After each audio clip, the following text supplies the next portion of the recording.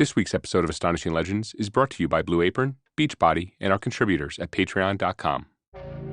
According to legend, the Bell Witch of Tennessee devoted nearly 4 solid years to taunting the Bell family of Red River. It was never clear exactly what she was, but she allowed them to call her Kate, after a local eccentric woman known as Kate Batts, who at one point she claimed allegiance to. In daylight or candlelight, she was invisible. In darkness, deadly physical, leveling severe attacks on Bell's daughter Betsy and her brother Joel, as well as investigators who came from as far away as England to prove that all of the goings-on were in fact some kind of hoax being perpetrated by the family.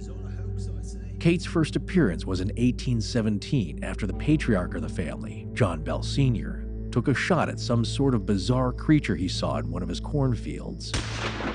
Some reports say it had the body of a rabbit and the head of a dog. All reports indicate that after he fired upon it, it vanished into thin air. That very night, the Bell family was visited at their cabin by rapping sounds on the cabin walls, fingernails scratching the furniture, and eventually the sound of what seemed like rats gnawing on the family's bedposts. Quiet, raspy voices were heard at first, but only by John Bell Sr. Over time, they developed into clear conversation that could be heard by anyone present. Then the physical assault started. The children's hair would be violently yanked as they slept, their faces slapped with enough force to leave red marks, and their covers pulled completely off their beds in an instant. These events always occurred under the cover of darkness. When a candle would be hastily lit, there would be nothing to see. What was this thing? Why was it there? According to the spirit Kate, she would see John Bell to his grave. But that was not all she was interested in. She was also determined that John's beautiful, intelligent daughter Betsy, whom she tortured frequently, was not to marry her childhood love, Joshua Gardner, or they both would regret it the rest of their lives. No clear reason was ever given for these obsessions of the Bell Witch, but both goals were accomplished. Betsy Bell and Joshua Gardner broke off their relationship, and John Bell died in 1821, 4 years after the Bell Witch's first appearance and just a few days after a final physical assault that left him broken and his spirit defeated. He was poisoned by an unknown substance administered by the Bell Witch herself, who, after mocking him at his funeral in front of all the mourners, vanished for a prophesied 7 years before returning once again.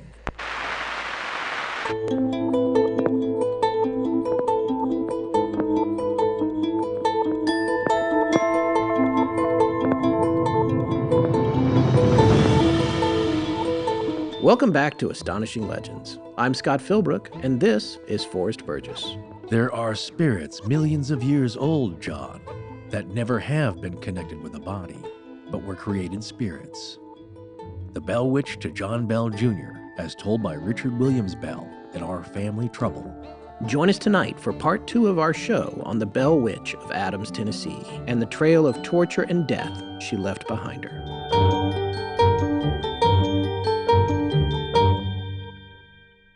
And we're back. With saying, and we're back. That we are. We'd like to welcome all of the new listeners to our show. We had our biggest day ever in terms of downloads with part 1 of this series, and we can't thank you enough for spending part of the creepy season with us. October is our favorite month of the year, which is why we roll out 4 shows in a row and bring them all to you in stereo. Well, I hope Ryan puts a little echo on that stereo part that you said there. Well, since we have all of these new earballs, we'd like to make a simple request. The bulk of our show's growth comes from word of mouth. Scott continues to be dismayed by how many lists of spooky podcasts came out this year that we didn't get on. So please do us, and more specifically him, a favor and tell your friends about us. And if your friends don't know what a podcast is, show them how to find it and subscribe to us. The more people listen to the show, the better the show will get, and the longer we can keep doing it. All right, but to be fair, did you see that top 9 spooky podcasts list that Lifehacker made? Yes, actually, I did. The one that Jason Chung shared with us on Twitter. Because he was like, who makes a top 9 list? Exactly. And more importantly, who makes a top 9 list of spooky podcasts that we're not on? Here's 9 shows that aren't Astonishing Legends. Yeah. Well, I guess we're done with this list. If only we could think of one other show and make it a top 10 list.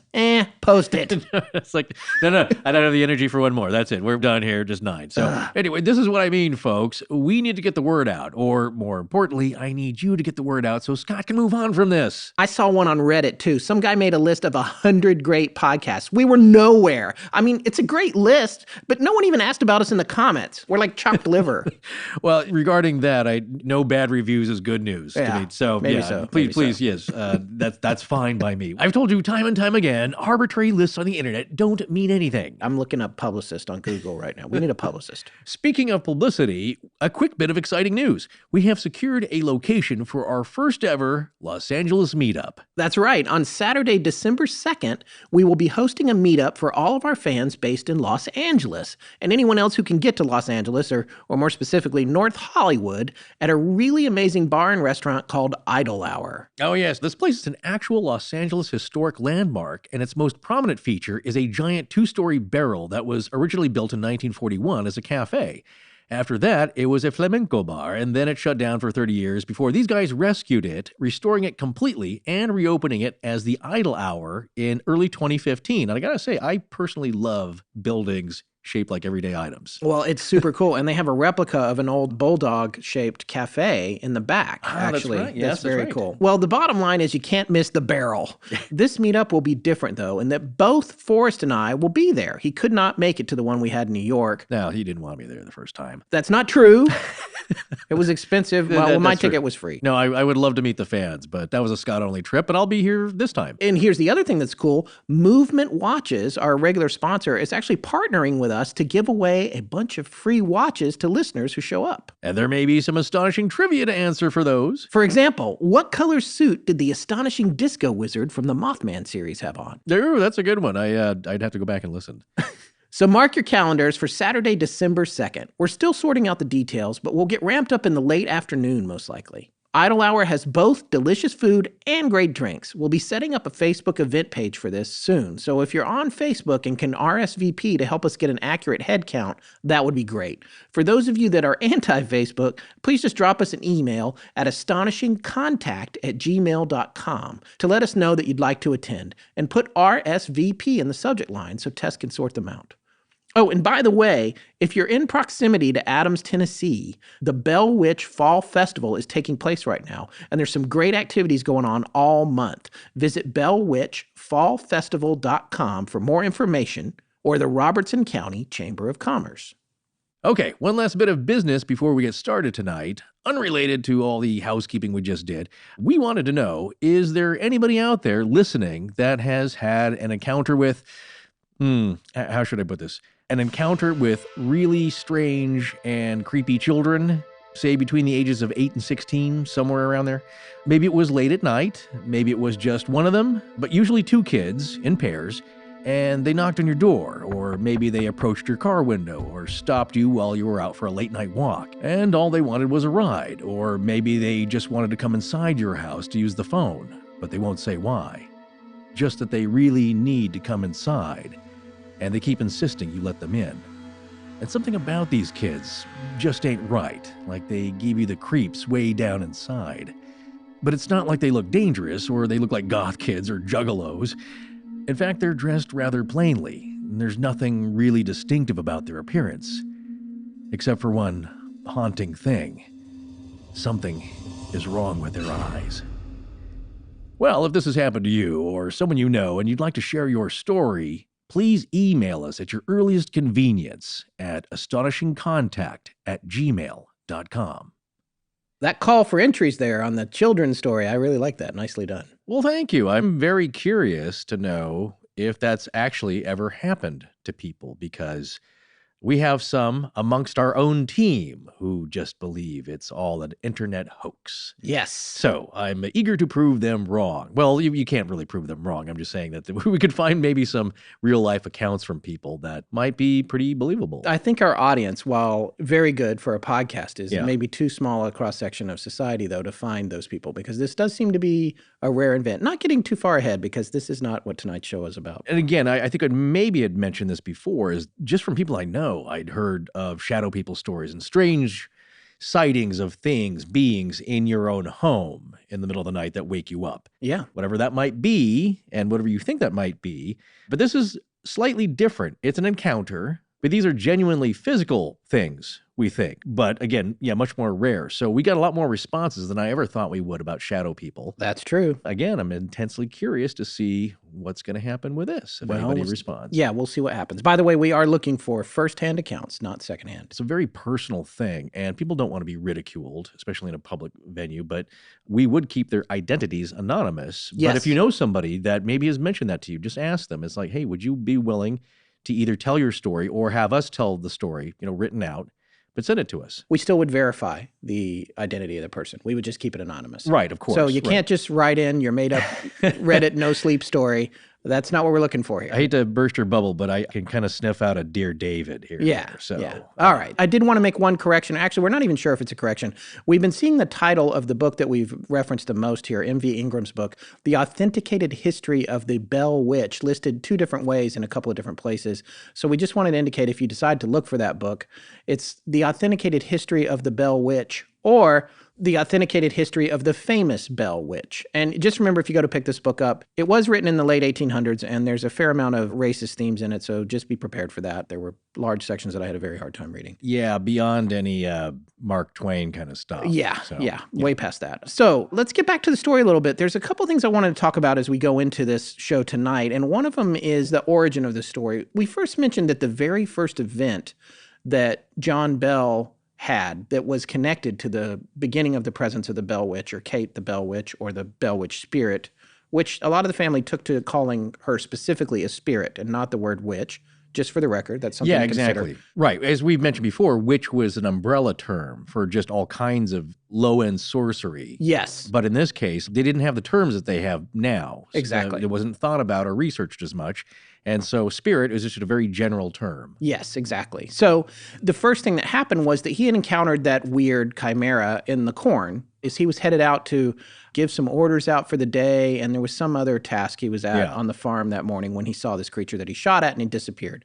And the descriptions were, as we mentioned just a few minutes ago, the description was the body of a dog with the head of a rabbit, which of course is pretty freaky. But the thing that's significant about this, and we didn't have a lot of time to go into in part one, because you can't talk about everything, there's a lot of depth to this story, is that the Bell Witch, or the spirit Kate, frequently took credit for appearing as a rabbit whenever somebody in the family would have a strange encounter with a rabbit that was either running from them, it seemed to be following them, all that sort of thing. And to this day, there's a lot of lore associated with rabbits in the area. One of the things that the Ark dug up about this, which I thought was really fascinating, was the rabbit as a symbol. Even going back to pagan times, a circle with 3 rabbits was an important pagan symbol. Mm-hmm. It goes back a long way. I mean, we're talking every bit of culture, everywhere you can think, from Alice in Wonderland to The Matrix. The white rabbit, it's everywhere. So one of the things that's fascinating about that is it goes right back to that whole shape-shifting idea. And Kate, the spirit Kate, led everyone to believe that she could be anything she wanted to be, any kind of form, and take any form. And frequently that form was apparently of a rabbit. So this harkens back to Skinwalker, which somehow I managed to mention in every episode. But instead of being a giant wolf that's taller than your car, it's a little cute bunny rabbit. Well, didn't Tess tell us that that's a common familiar, as the term being is an animal guide or spirit, that the old way of thinking of witchcraft, of the witch with the kettle and all that kind of business, they have a familiar, which is an animal companion or representation, something that does their bidding, that can maybe change forms here. I believe that's what she told us, but that is kind of a medieval aspect of witchcraft and maybe lower end sorcery. Yes. And we had somebody who is a listener give us a little bit of instruction in that, and they wrote in, and We might be covering some of those points later on if we have time. So Yes. But in this case, we always think of the black cat. Nowadays, you get the package of Halloween decorations that are cardboard with the movable joints, and there's always a black cat. Yeah. And of course, people have focused on that and unfortunately have gone after them throughout the ages as a symbol of evil, just because of the color, mostly, I think. Don't do that, by the way. Black kitties are very sweet. No one's, yes. I used to have one's, one. I love black cats. We had one too, and he was super intelligent, and I hate to keep bringing this up, but I think he got snatched by the owl. Oh, you just had to put an owl in this episode, didn't you? Well, he survived, but he got pretty scratched up. Yeah. But anyway, no, the point is that there are other animals like the crow or the raven is also a familiar to somebody practicing that area of witchcraft. So when you say this rabbit, good luck, rabbit's foot, it's a very common animal to put your kind of attention on this. And in this case, what's going on here? But you mentioned Skinwalker, and we always go to the Wolfman because there's nothing funnier than the Wolfman smoking a pack of Marlboro Reds wearing a checkered shirt. Yeah. But we didn't focus on it because they're not as common. But the shapeshifter can also take the form of an eagle or bird of prey. Or an ice bucket. Oh, I'm sorry. That's the Wonder Twins. Sorry. Shape of eagle. Form of ice bucket. Or no, wait, is it form of ice bucket? Well, whatever. Well, they really contributed to the ALS challenge. Yes. The idea is that it touches a lot of cultures, maybe everyone on Earth. And here's what's interesting about that. I want to read this just brief little section from an authenticated history of the famous Bell Witch, where Ingram talks specifically about the rabbit. And at the time of the book being published, which was 1890s, this was the attitude there. This is page 25 of 174, according to the Kindle edition I'm looking at. There were many superstitious people in the country who believed the witch was a reality, something supernatural beyond human power or comprehension, which had been clearly demonstrated. This is the way many reasoned about the mystery. Kate arrogantly claimed to be all things, possessing the power to assume any shape, form, or character, that of human, beast, varmint, fowl, or fish, and circumstances went to confirm the assertion. Therefore, people with vivid imaginations were capable of seeing many strange sights and things that could not be readily accounted for, which were credited to the witch. Kate was a great scapegoat. The goblin's favorite form, however, was that of a rabbit, and this much is verified beyond question. The hair ghost took malicious pleasure in hopping out into the road, showing itself to everyone who ever passed through that lane. This same rabbit is there plentifully to this day and can't be exterminated. Very few men know a witch rabbit. Only experts can distinguish one from the ordinary Molly Cottontail. The experts in that section, however, are numerous, and no one to this good day will eat a rabbit that has a black spot on the bottom of its left hind foot. When the spot is found, the foot is carefully cut off and placed in the hip pocket, and the body buried on the north side of an old log. Interesting. Yeah. Is that the origin of the lucky rabbit's foot that we said? I don't know. I mean, this is a fair while back, Yeah. and I haven't looked that up. So since you're putting me on the spot, I can't really say that it is. But Okay. What's relevant here, tying into other stories we've done, it's a human tendency to have these kind of otherworldly scapegoats. Think about the Jersey Devil. Everybody in the area, it's like, oh man, the TV's on the fritz. It's the Jersey Devil. Yeah. Like with the Bell Witch in the area, as you'll hear later on, the Bell Witch is blamed for everything that goes bad. And it's kind of a joke, but it's also an easy thing to take your frustrations out on and blame for your bad troubles. You know, the Research Corps dug up a lot of newspaper articles for this one, and I believe Marissa found this one, which was hilarious. It's from the Clarion Ledger, Jackson, Mississippi, October 27th, 1987. The article is entitled, "Thar's Gold in Them There Witches' Chills," and this was obviously another Halloween story. The byline is for John Maines, staff writer at the Clarion Ledger. But I just wanted to read this last paragraph with regard to the rabbits that we were just talking about. "Many residents of Adams admit they don't believe in the Bell Witch," said Linda Caroland, owner of Caroland's Market, "but we do appreciate the business," she added. However, 54-year-old H.C. Sanders, owner of a Gulf station by the same name, is a believer, saying he met the Bell Witch in the form of a rabbit. "About 20 years ago, I ran out of gas across the Red River from the Bell Witch Cave," Sanders said. "It was night, and as I walked back toward town, a rabbit came from the woods and followed me. I got scared, so I walked faster. The rabbit followed," Sanders said. "He began to run, but the animal also picked up the pace. After about 1 mile, I sat down on a log and tried to catch my breath," Sanders said. "Well, the rabbit hopped up on the other side of the log, looked at me and said, 'Hell of a race we had there, wasn't it?'" I do love old tall tales like that. Oh, don't it's you? so great. I do remember there was one joke that some people in my family used to tell when I was younger. It was a whole long thing about I was in the grocery store and the guy robbed the store and then I ran away and I tried to get up through the ceiling and I was just about up and he grabbed my leg and he was pulling my leg so hard, just like I'm pulling yours right now.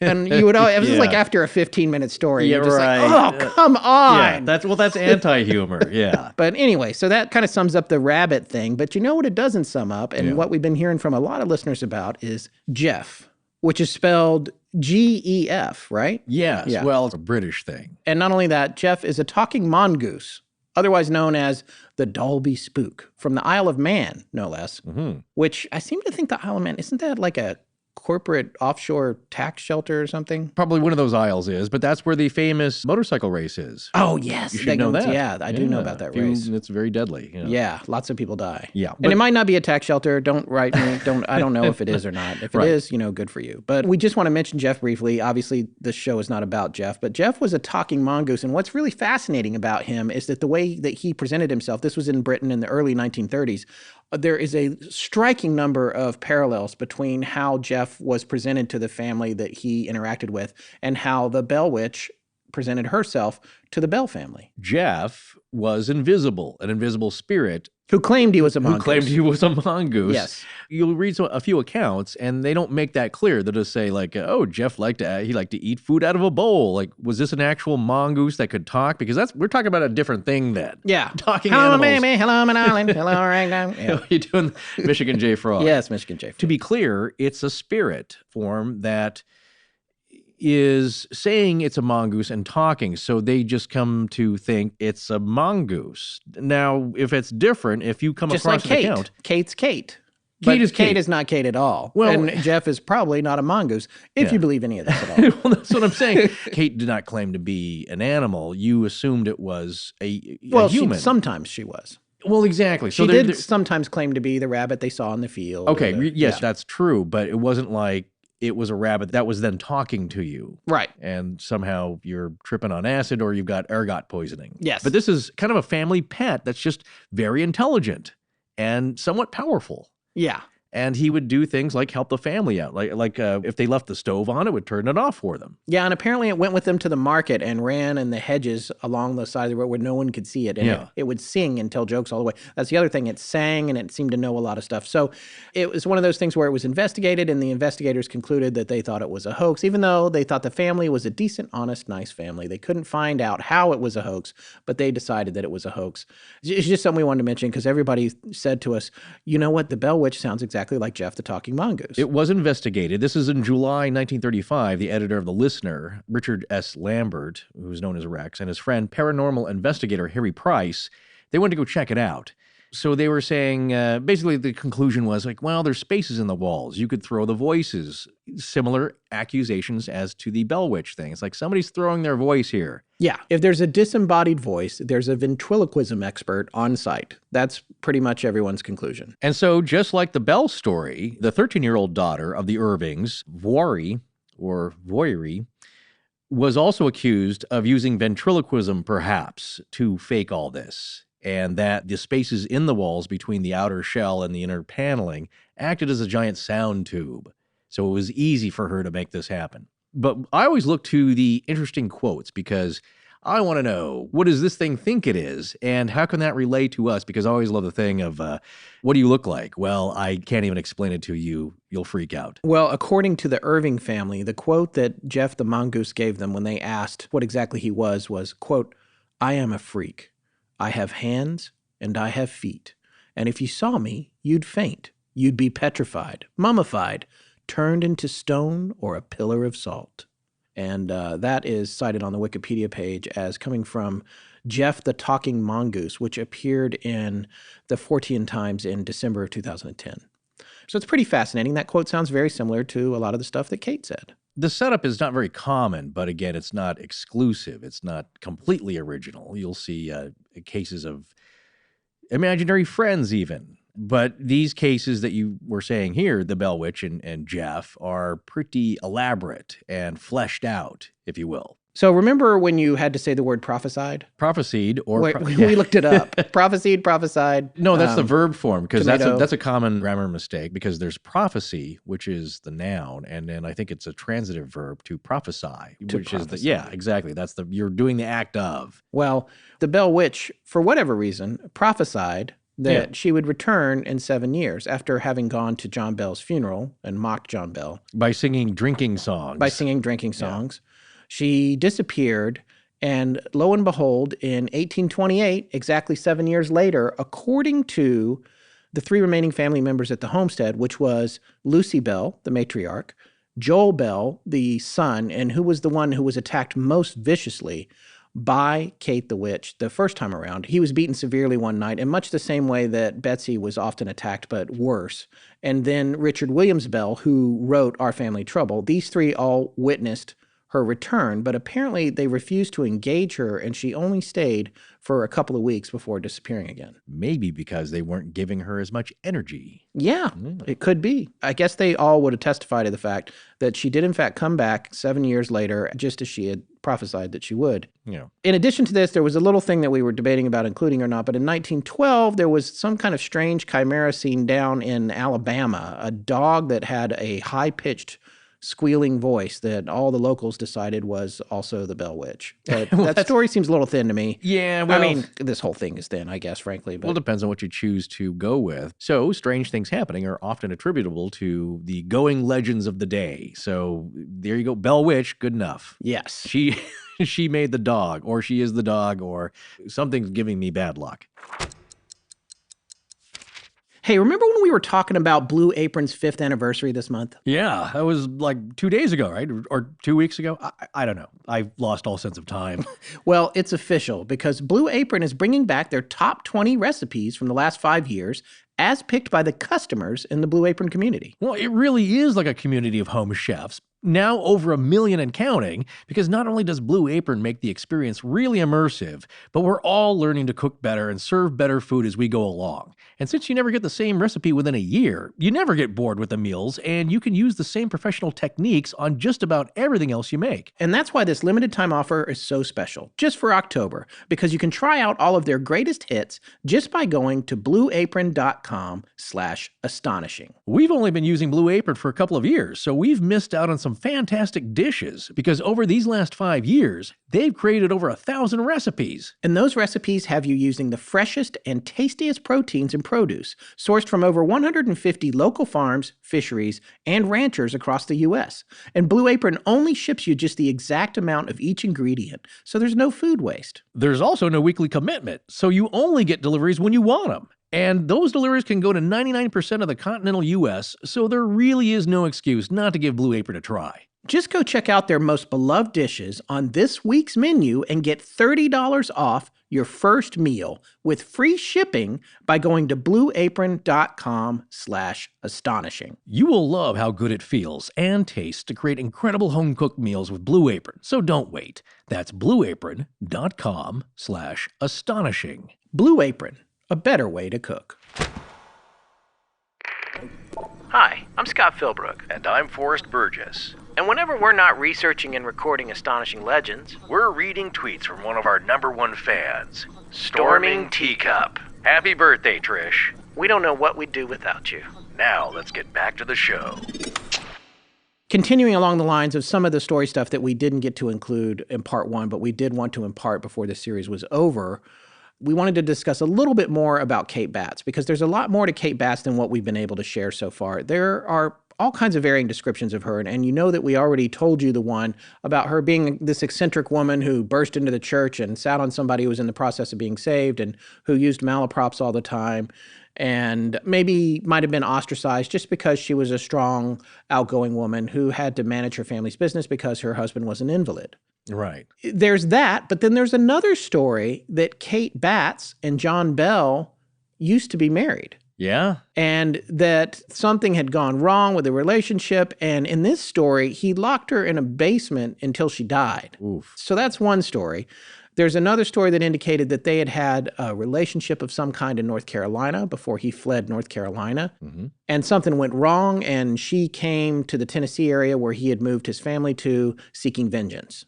And the last story, which we have 2 interviews in the show tonight, and we actually hadn't heard this story until we did one of the interviews, which you're going to be hearing in a little bit, with a local park ranger from the area named David Britton. David and I talked for a good 45 minutes, 50 minutes, and we wound up cutting that interview down. And this story is one of the pieces that we actually had to cut from it, but our patrons are going to be able to listen to it at the $5 and above level. We're posting both of the full versions of the interviews from tonight there. They were cut down just a little bit to fit in the show tonight, not too much, so don't fret. But this story that he told us about Kate Batts, it was the first time we'd heard it. In a nutshell, Forrest, you had a better grip on this. What was this final story on Kate? It was relating to a couple of murderers, right? Yes. Well, Ranger Britton, David Britton, has a theory, but he said, it's nothing, it's totally confirmed. He can't prove it. But his theory is that Kate Batts was connected to the Harpe brothers, and that's Harpe. And what they're famous for is being the first known serial killers in the American colonies, in the American frontier, and committing horrible atrocities, having killed and admitted 39 people, but maybe as many as 50. And their names were Micaiah, I think, or Micaiah, Big Harpe, that's in quotes, so he was known as Big Harpe. And then he was born as Joshua Harper sometime around the mid-1700s there, and died like 1799. And then there was Wiley, Little Harpe, so he was known as Little, and he was born as William Harper, probably before 1750, 1770, and he died in 1804. So these guys were really, really nasty. Yeah, horrible. And if you look them up, even though they were Harpers, they spelled their name Harpe. And like I said, serial killers, murderers, highwaymen, river pirates, rapists. They destroyed property. They burned people's houses down. It was that kind of lawlessness. It was hard to catch people. The connection here is that they would kidnap women and have them in tow, 2 or 3. I think one story I read was 2 women at least for each of the brothers. There was 3 possibly that were, as David Britton says, had kind of a serious Stockholm syndrome going on. But one of them may have been Kate Batts, according to David Britton. And that supposedly one of these women in the traditional story of the Harpe brothers had a beautiful daughter. They moved away, or maybe even one of the Harpe brothers tried to get away and start a new life. But people in town knew, and the daughter was ostracized because her dad was a suspected serial killer.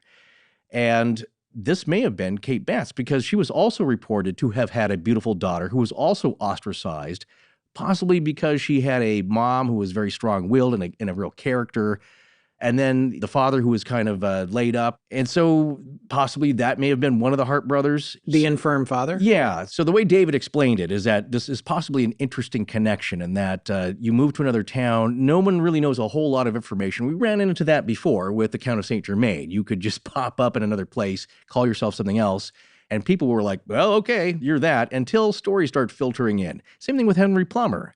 So Kate may have had some connection to that, as well as her attractive daughter, because the stories do line up a little bit. Well, there you go. So as you can see, there's a whole lot of possibilities here. It's one of the things we said at the very top of part 1. There's a lot of stories that are told about this, and we're coming at them from all angles, not only from the stories associated with the publications that share the series of events, but also we're getting information from locals, and you're going to hear more from Park Ranger David Britton in a little bit.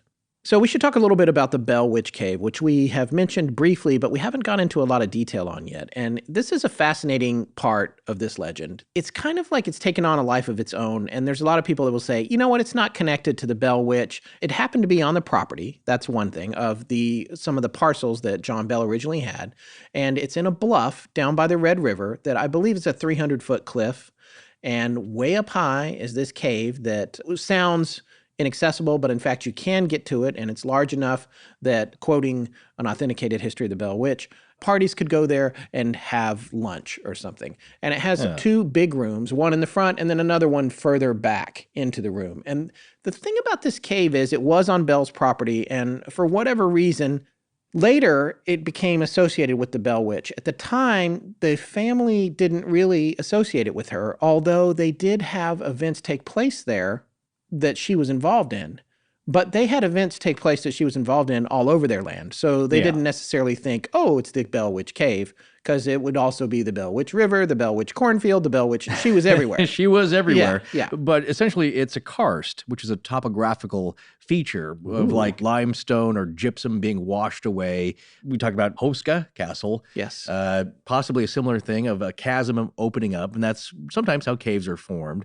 But of course, it's part of the lore. Much like I mentioned when I referenced Beowulf, Grendel's mother lives in a cave. Yeah. Everything evil and spooky lives in a cave, and there's bones and all kinds of stuff at the front of it. So not this one, but that's always the legend. Well, this cave does have some grave sites in it for Native Americans. It does, because that was also a non-spooky, but just, a ritual feature, is that you want your loved ones, your dead, protected, so you would bury them inside a cave. That's why some of the greatest archaeological digs are in natural features like that, because people lived in them, they buried their dead, they were kind of sacred.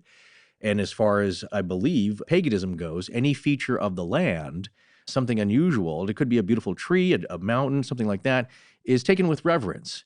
So here's a feature of the land, and so during those times, it offers a lot of significance for the area. But as far as the witch story goes, not totally tied in. Some people, of course, thought that's where the witch came from. It's a portal of something, and she sprung from it. Well, what's fascinating about this, there's actually two stories that took place very close to the cave, and these were both ones that we felt like we needed to hand over to Ryan, because their first story we're going to share is regarding to the fishing area down on the Red River at the base of the cave, because the kids would go there and go fishing fairly frequently. And this is one of those instances where Kate, the Bell Witch, or Kate the Spirit, was actually a little bit more of a trickster. A playful trickster. A playful trickster, which I don't know how, especially if you're one of the kids, like Joel, who has been savagely beaten in your bedroom at night back at the house. I don't know if you want to go out and joke around with this thing while you're fishing on the river. I guess you have no choice. It's going to joke around with you whether you like it or not, and you're minding your own business. Yeah. Take a listen to this little fishing story. The witch was not always what she seemed. Kate was apparently responsible for cruel and evil deeds, but sometimes she was nothing more than a prankster. Dr. Charles Bailey Bell, son of Dr. J.T. Bell, grandson of John Bell Jr., and great-grandson of John Bell Sr., the patriarch, shared a story in his book, The Bell Witch, A Mysterious Spirit. This story will leave you perplexed. The tales in the book were passed down orally through the family, according to Charles Bailey, and they can be taken as truth with regard to what the family endured. Just below the Bell Witch Cave, there was a section of the Red River that Betsy and the boys of the Bell family liked to fish. Apparently it was a good spot, and they frequently did well there, bringing home plenty to eat for everyone. But it wasn't always this way. Sometimes they would go and not catch a thing. Well, this is fishing. That's completely ordinary, right? Well, it would be, except that even on these bad fishing days, the corks they used for bobs would jerk madly about in the water, their poles bending as though there was a fish on every line. They would jump up and pull the line in, only to find that not a single fish was there. This would go on for a while until finally they'd give up, only to be ridiculed by the disembodied voice of Kate the Witch, laughing hysterically behind them. Boy, you know what? If you're not catching any fish all day, that is the last thing you want to hear from a smart aleck, disembodied spirit. Like, got your bobber moving. I'm millions of years old, and this is all I have to do today. Don't you have anything better to do? You have access to the whole universe. You're Q, and you're messing with us. That's the idea. So, well, that's what Q did. Yeah, but he was trying to make a point, wasn't he? Or he was just, they didn't know what the point was. They went on trial for the crimes of humanity. But if you're just, fishing, it's some true. Kids fishing, you would think that this thing had better things to do. But my point is if you're going to go down this road of belief, there is some interactive energy here happening. And so the more it interacts with you, the more it gets you frustrated. And it seems to take power in that. Yeah, because going by the logic of belief here is that as this thing starts off and it's this little scritchy, scratchy thing on the outside of the house and on the door, some tapping and rapping on the windows, and then it moves inside and it gets stronger and it gets more defined and it grows and then it fully forms into an entity down this road of belief. And here, now it's like fully just following you around, and it can travel overseas and through the ethers, and it knows everything. And what happens if you don't give it any energy? maybe it gets weaker. And finally it says, all right, you know what? I guess you've had enough of me after the 7-year return. You're not that happy to see me. I'll be shuffling off to Buffalo. So here, it's kind of a harmless prank and you're goofing around. It's kind of jerky thing to do, literally, but not harmful. But Kate was a jerk. That's the thing about Kate. She was not a nice person. She was horribly racist. Yeah. She played pranks on these kids. She even beat them up. Yeah, she was horrible in a lot of ways. But that's what's so baffling about the idea of Kate as a character is that it's horrible in a lot of ways, sometimes helpful, sometimes just playful. There's an interesting theory in that these horrible personality attributes, the racism, the pettiness, the meddling, that's like, well, I don't approve of this guy you're going to get married to. I'm going to butt in here, nose my way in here. The horrible insults, all these things go to contributing to an idea of a witch in that very, very general sense. Because it's a harpy. It's that classical kind of being that's like a shrill and just awful being. And there's some theories about that contributing to the overall idea, the very general sense that it's a witch. Because what do some insensitive people say when they meet a woman they don't really like? Is like, God, what a witch. Yeah. The thing about Kate, the baffling part, is that sometimes she was helpful. Which brings us to our next story. And this one's pretty fascinating. This one takes place in the Bell Witch Cave, which is just above the spot in the river where they were fishing in our last tale. The Bell family never knew what the Bell Witch would do next. She seemed to have a different relationship with the kids than the adults, and in some cases, interactions with them that the adults in the family wouldn't have necessarily even been aware of. In Dr. Charles Bailey Bell's book, The Bell Witch, A Mysterious Spirit, this story of the cave, told from Betsy Bell's point of view, is relayed to the reader. It can be found on page 89 of the print edition of the Bell Witch Anthology. On the river near the north boundary of the farm is a cave, in the bluff, which is about 300 feet high and almost perpendicular. There is sufficient room at the front of the cave for parties to have lunches. Below the cave, the river makes a good fishing place, and we often fish there. The cave became famous as the Bell Witch Cave. None of us ever knew of the cave being occupied by the spirit, but on our pleasure trips, we always heard its voice on the river or in the cave. There were beautiful stalactites in the cave. We often took candles and went back quite a ways to a big room some 30 feet high with a kind of upstairs to it. After passing through this, the passage became small. One time when we were exploring the cave, one of the boys in the crowd came to a place where he had to get down on his knees and crawl. Suddenly, he went into a kind of quicksand deposit and soon became so jammed in he could not get out. His candle was out and no one could get to him. Suddenly, the big room and all parts of the cave were lit up as if from a big lamp. A voice called out, "I'll get you out." The boy's legs were seized as if by strong hands, and he was drawn out with a face full of mud and nearly suffocated. We all agreed not to tell our parents of this nearly fatal accident, but that night when the spirit arrived at the usual neighborhood gathering at our home, it asked the parents of the boy if they had gotten the mud out of the boy's ears. Then it told them of his predicament in the cave and advised them to put a halter on him next time so his companions could pull him out if he got stuck again. Yeah, that cave story, I kind of love that one. It's super fascinating to me. It's such an interesting, detailed story about something that happened. We'll talk a little bit later about the theories here on this book, on M.V. Ingram, the possibilities of hoaxing and all that. Whenever a story has this much color and detail and richness, it's just like, I enjoy it so much. Of course, it's possible to fictionalize anything, and maybe somebody made this up out of whole cloth, but especially in light of what we were just saying about Kate, kind of being an awful creature most of the time. Yeah.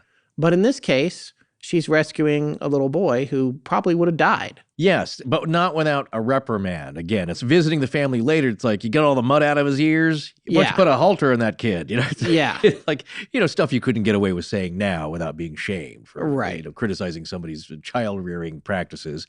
But she didn't have to do this, if you take the story to be true.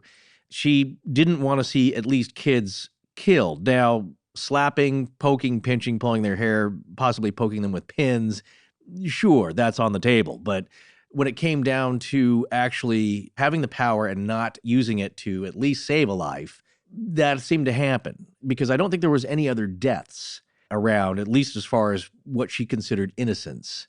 Now, John Bell, different story. Yeah. That's true. There's somebody where it's not the sense of morality that we think of. And again, it's very capricious. It's like, I like you, I don't like you. And I'm going to help you, I'm not going to help you. And you, I'm just going to annoy constantly, every night, all night, so you don't get much sleep. But regarding folklore, generally being, it's a bunch of tales handed down through the ages, through oral tradition.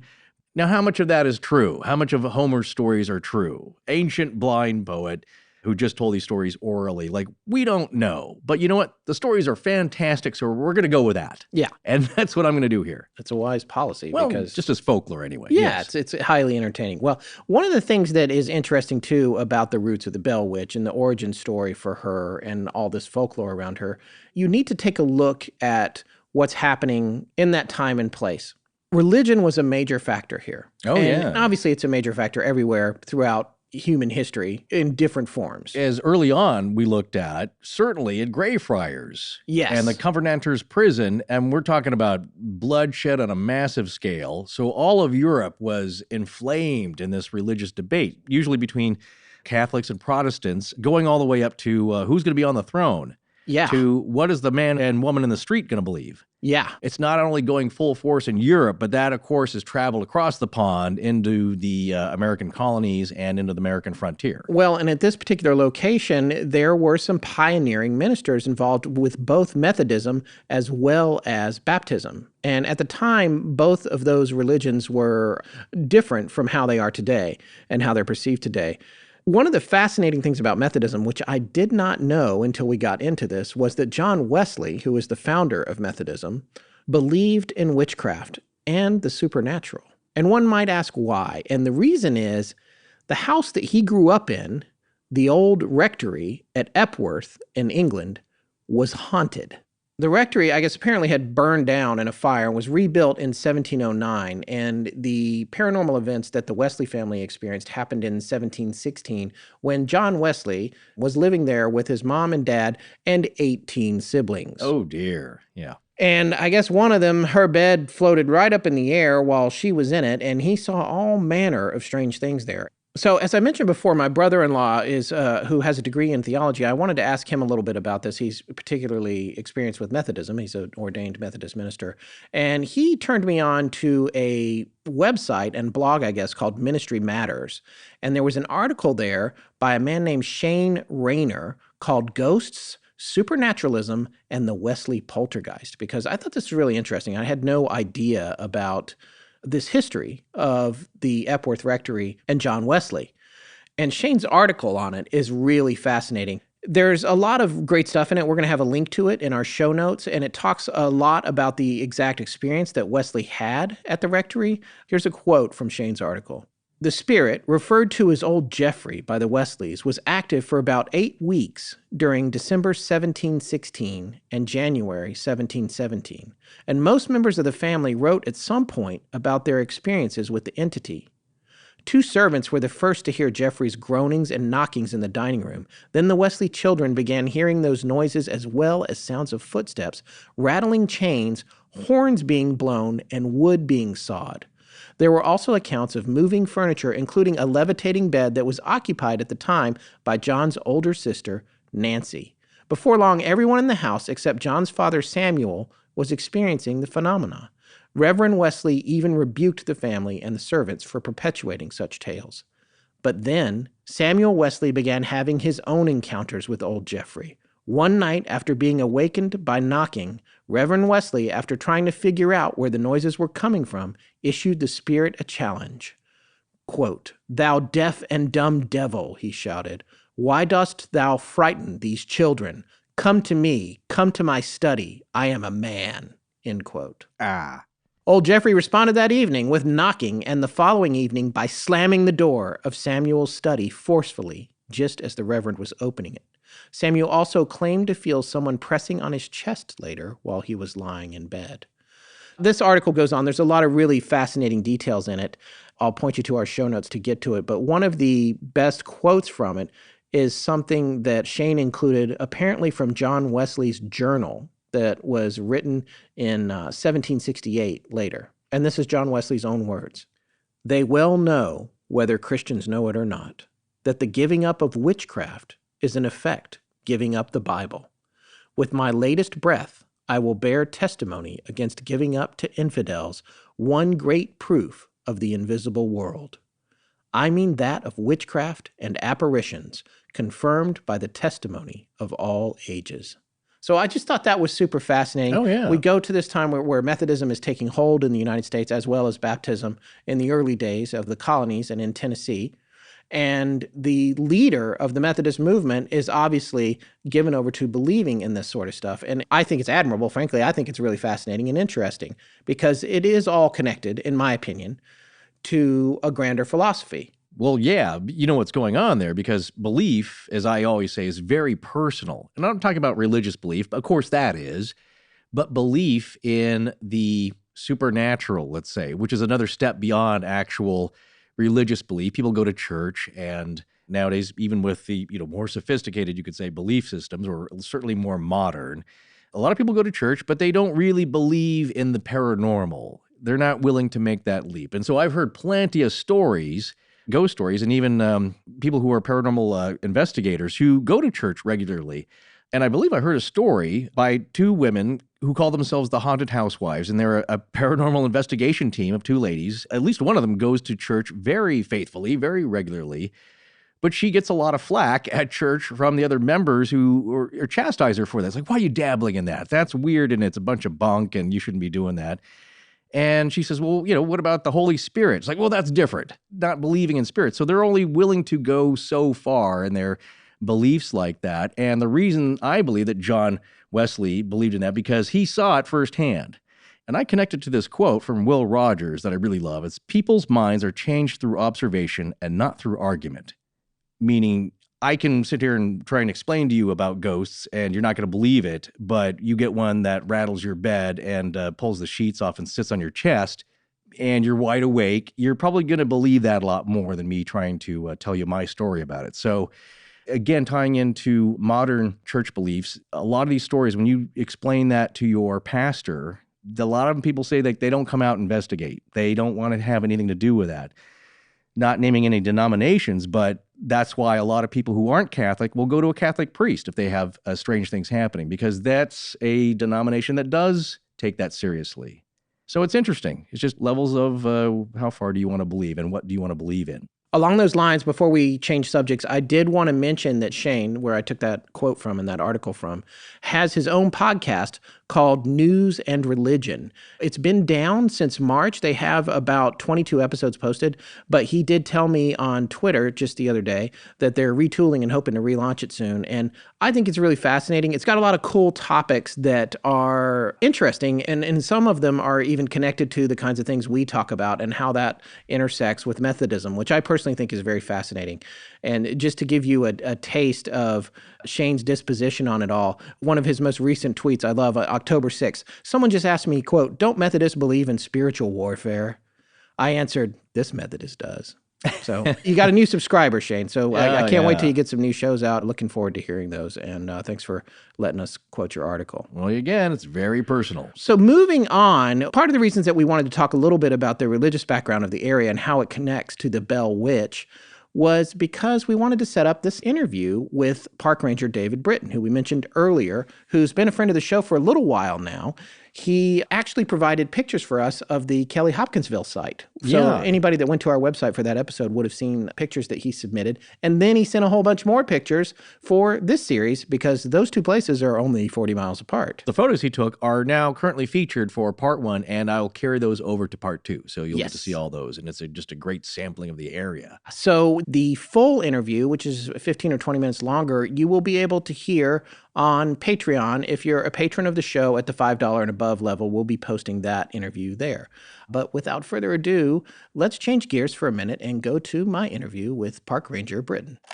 My name's David Britton. I'm a Tennessee State Park Ranger. I'm stationed at Port Royal State Historic Park, which is just down the road from Adams, Tennessee, and also Dunbar Cave State Park in Clarksville, which is about 15 miles further west. Been doing the park thing for about 12 years now, but I've grown up in and around Port Royal and Adams, Tennessee. The house I live in is my grandparents' place in Port Royal. And for those who don't know, Port Royal was the nearest town to the Bells during the saga of the Bell Witch. is no longer there. There's just a park. And so I've grown up with the story of the Bell Witch my entire life. I remember being in probably third or fourth grade and becoming kind of obsessed with it and checking out books at the library, namely Ingram's book or Charles Bailey Bell's book. But then over the years, I've just, probably due to my mother's influence, being very interested in the weird and unexplained along the way. That's our people. That's our kind of people right there. So my girlfriend, her and I have been dating about a year now, and that's one of the things we connected over was the weird and unexplained and the strange. She actually introduced me to the Kelly Hopkinsville case. I had never actually heard of it prior to meeting her, and then she's the one who introduced me to you guys and your podcast. Well, please tell her thank you. Absolutely. Yeah, I came into it with, the Mothman episodes. Okay. And I've been listening ever since. So that's great. Being a park ranger, I would say this place gets heavily into my take on the Bell Witch as well. There is like a primevalness to the woods, to nature. And when you understand that when you're in the middle of the woods, when you're in a place where there's not another soul for at least hundreds of yards, in some cases miles, that you're in the most beautiful place in the world at that moment, but it's also a place that could turn around and kill you. Yeah. And sometimes I don't really know how to put words to what it is, but I do know that there's a rumbling of energy, so to speak, that kind of like happens in the woods and in the water and in the rocks, everything that's around you. And so I don't discount anything, not at all, and not anymore. So how do you feel about what you grew up hearing and the Bell Witch in general? Well, I think you guys actually hit the nail on the head with it in your first episode. Folklore is a huge component of the story. In fact, the story really wouldn't be anything without folklore.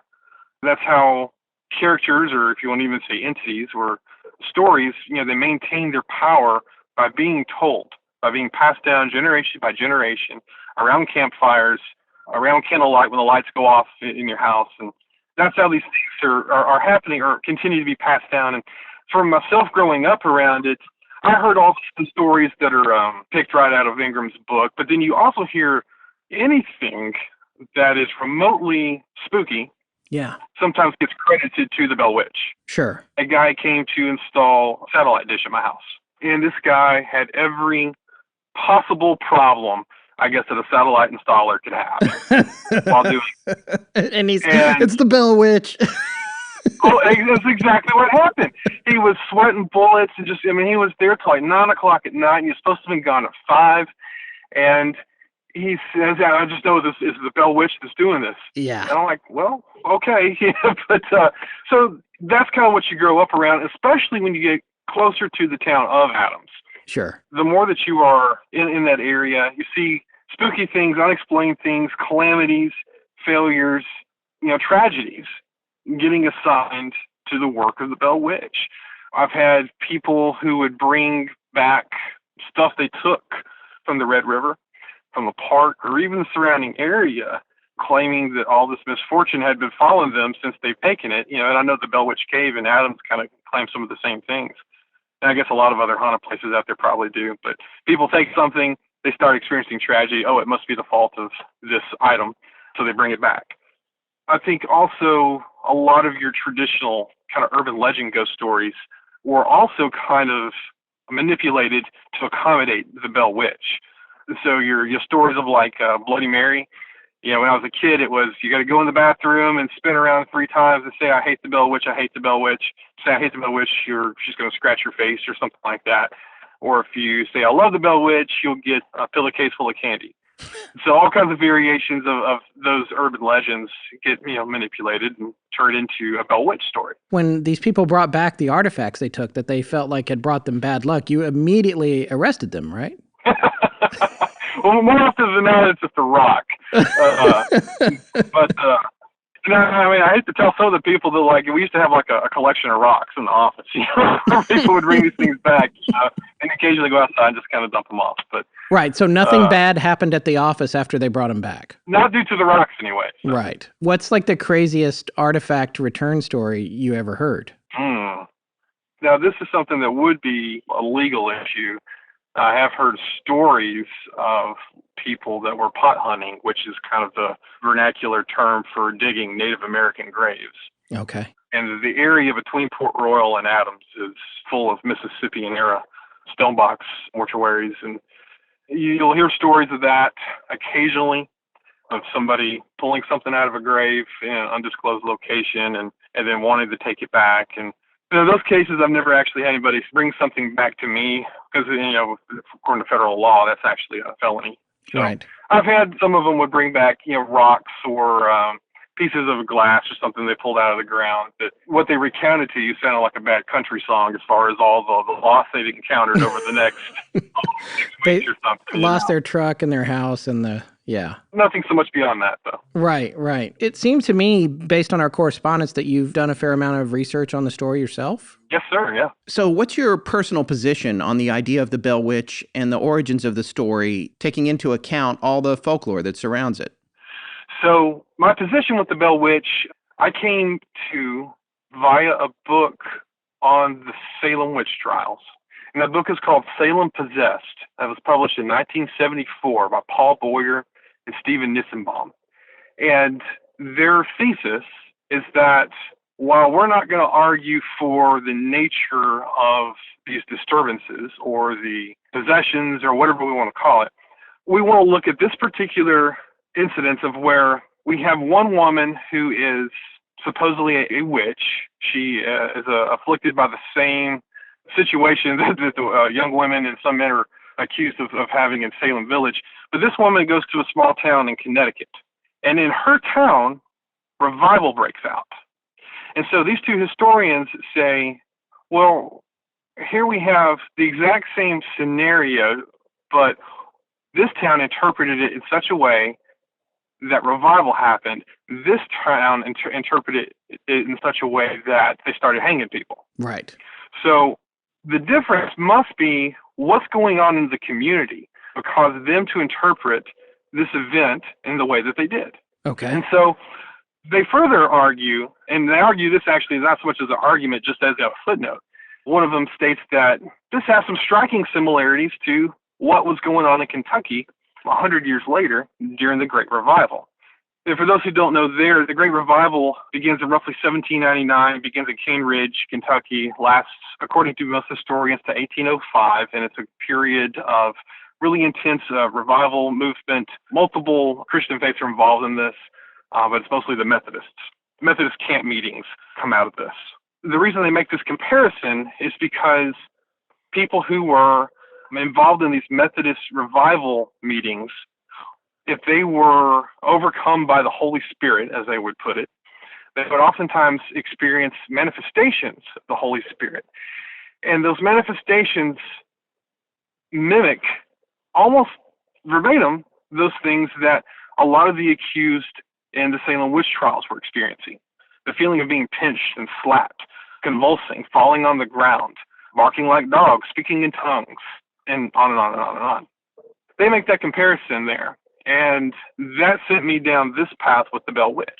So with the Bell Witch, we have to take into consideration that this community of Robertson County, and really most of Tennessee, but Robertson County is largely populated by people of Scots-Irish and English descent, but especially Scots-Irish, who are ultimately Highland Scot descent. And so even though that this is a post-Enlightenment world, we're still, as you guys pointed out in episode 1, we are still the frontier. Now, 1817, that's what, it's 21 years after Tennessee becomes a state. We become a state in 1796. So the frontier line has moved out, and we're not a frontier in the sense that we're without order and law and governance, but you are pretty much still living in the middle of nowhere. These people of this descent largely understand that if something goes bump in the night, it's not because the water pipes are clanging like we would think today. It's not because a bird landed on your roof. It's not because the wind's blowing a little too hard. It's because there's a ghost. If somebody gets sick, if milk goes sour while churning, if a cow dies, if somebody has a horrible accident, more than likely, their first inclination is to go towards the supernatural as the explanation for these things. And people of a Scottish background are more than likely going to understand this to be the product of bewitching.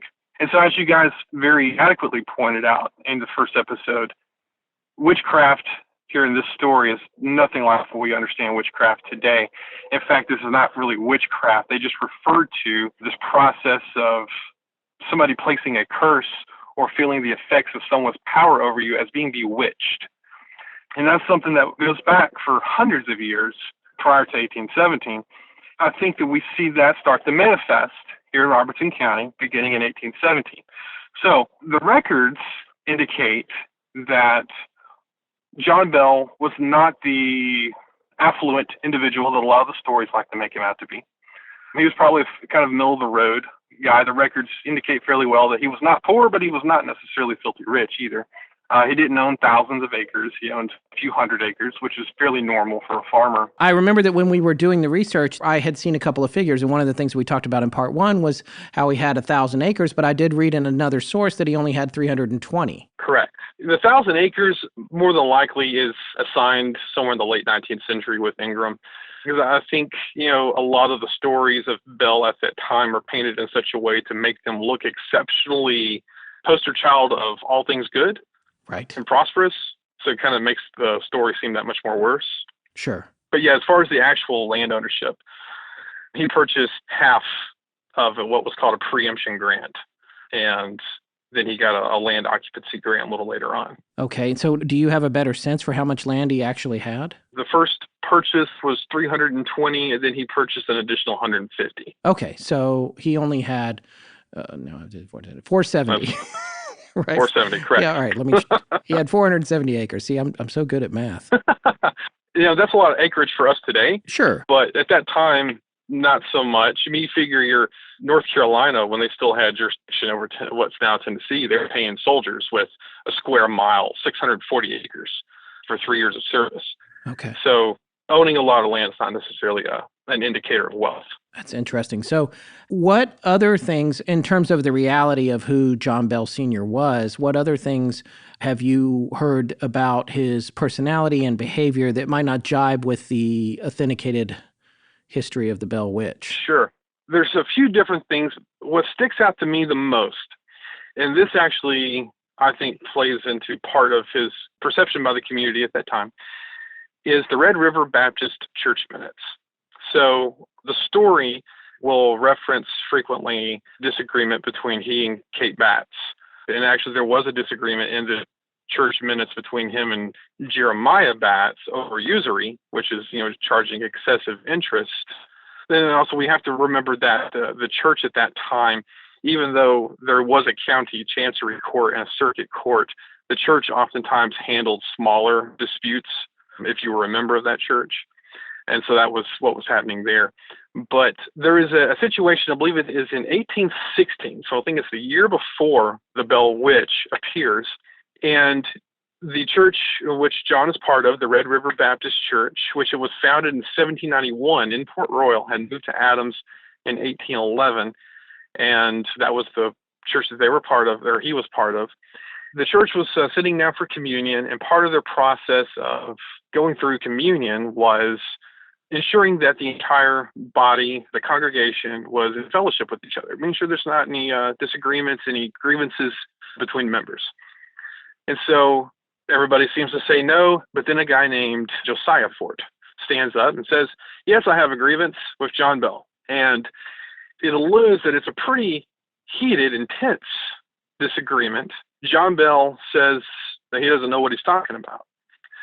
So it gets everybody in uproar in the church because they had to cancel communion over this. And they appoint a board of people to go and meet with these two guys after the fact and sort things out. Okay, so that happens. But then after John Bell dies, Josiah Fort petitions the church to have the contents, the minutes of that meeting, blacked out. And today, they are literally blacked out. Somebody washed over them with India ink. Wow. That's pretty amazing. So as far as disagreements in the church, that was the biggest thing there. Now, whenever this meeting took place, they're blacked out, they've been washed over. Follow up to that, John Bell does get excommunicated from the church due to this charge of usury. But prior to that, there are several other squabbles leading up to that point of him uttering contemptuous words, which I would interpret as using cuss words or curse words towards the elders of the church. And so obviously John and the church are not getting along at all. And if that kind of disagreement is going on there, there's a pretty good chance that you're being perceived in a negative light in the rest of the community. But then that's also the community's perception of him, I think, largely has to do with what I think took place. So keeping in mind everything we just talked about as far as Scots-Irish understandings of witchcraft, we have to look at what's going on in this community that would make this community interpret an event the way that they did. And this event, I believe, was nothing more than Methodist revival. Now, this is several years after revivalism is technically done, but multiple records indicate that the Methodist revivalism was still going on in little pockets in Robertson County through the 1820s. And that's in a book called The Life and Times of Elder Reuben Ross, who was a preacher at the time. And he indicates that these small pockets of revivalism are still going on. And in one of the histories of Methodism, we find that the Gunn brothers, who you mentioned, the two Methodist preachers, there's an account of one of their revivals going on in 1822. So this is a year after Bell dies, but it accounts for Lucy Bell being present as well as the Johnstons. And it talks about people laying on the floor and people speaking in tongues. So normal, I guess, activities that would accompany a Methodist revival at that time. So we know that it's going on. But our community, religiously speaking, is largely Baptist, Calvinist Baptist specifically. They're all part of this Red River Baptist Church. Now, while the Baptists participated in the revivals and had their own revivals, they largely looked at the manifestations of the Holy Spirit, as they were called, as demon possession, or the work of the devil, or witchcraft, or being bewitched. So what's interesting here is while John Bell is obviously part of the Red River Baptist Church, his family is rarely mentioned. But here we have a record, 1822, that's showing that Lucy Bell is part of the Methodist congregation. So it's possible that I think that the rest of the Bell family is attending this Methodist church, or this Methodist camp meeting at least. The Johnstons are best friends. They're Methodists. The Gunns are Methodists. Now, the Methodist campground where they're having these meetings at, as the crow flies, it's probably 400 yards from where the Bell house sat. So it's very, very close. Think about your descriptions of people coming from miles around to camp in the Bell's yard to get a glimpse of what's going on, to hear the spirit. Think about the descriptions of people coming from miles around to come and see the spirit in action. They would camp in the yard, supposedly, just to catch a glimpse of something or hear something. Compare that to the descriptions of Methodist revival meetings, camp meetings, where people would come from miles around to camp just to see somebody overtaken by the Holy Spirit, to see these physical manifestations, to hear speaking in tongues, whether they had any religious affiliation or not. It's a known fact that people would come just to watch. So when we take that into consideration, that there's a similarity there, a great similarity, that the Methodist campground is that close to the Bell house, that we have evidence that the Bell family, St. John, are attending these Methodist camp meetings, it seems to me that we have clear evidence that the Bells are part of this Methodist congregation. There's Methodist revivalism going on, but we have a community, again, that is Calvinist Baptist, views what's taking place as something less than good at best. So taking that, I guess, that context, we have to talk about the 18 teens, just very broadly, the climate of fear that it produced in everybody. Mary Beth Norton touched on this with her study on the Salem witch trials. You have the Indian Wars going on north of that into the main frontier, and you have survivors and refugees of that war that are fleeing south and coming into some village, which has its own product of tenuousness and fragility of everything around you. we have the same product happening here. So let's think about the 1810s and just how tenuous everything was. 1811, 1812, what massive natural disaster takes place? It's the New Madrid earthquakes. In the life and times of Elder Reuben Ross, there's mentions of people banging on his door, begging for salvation because they believed that the world was about to end. And then that was so intense that we had, ground here in Middle Tennessee swaying like the ocean. Supposedly rang church bells in Boston. Supposedly knocked President Adams out of bed. 1812, what major event takes place? War of 1812. The War of 1812 is highly overlooked in this situation here. We have the major theater of the War of 1812, Battle of New Orleans, and the White House burning, and then Canada. Leading up to that point, you have two major components that create fear in citizens of Middle Tennessee. One is the British are coming. The second is the Indians are coming. The Indians is the one to look at here. At this point, by the time we get to the 18 teens, we are, again, 30 years removed from native warfare in Middle Tennessee. So we're a generation removed. And as time goes on, these stories become larger than life, as all stories do. But everybody who's here likely knows somebody, knew somebody, has a father, grandfather, older brother, cousin, whomever, that was killed in some sort of violent engagement with Native peoples.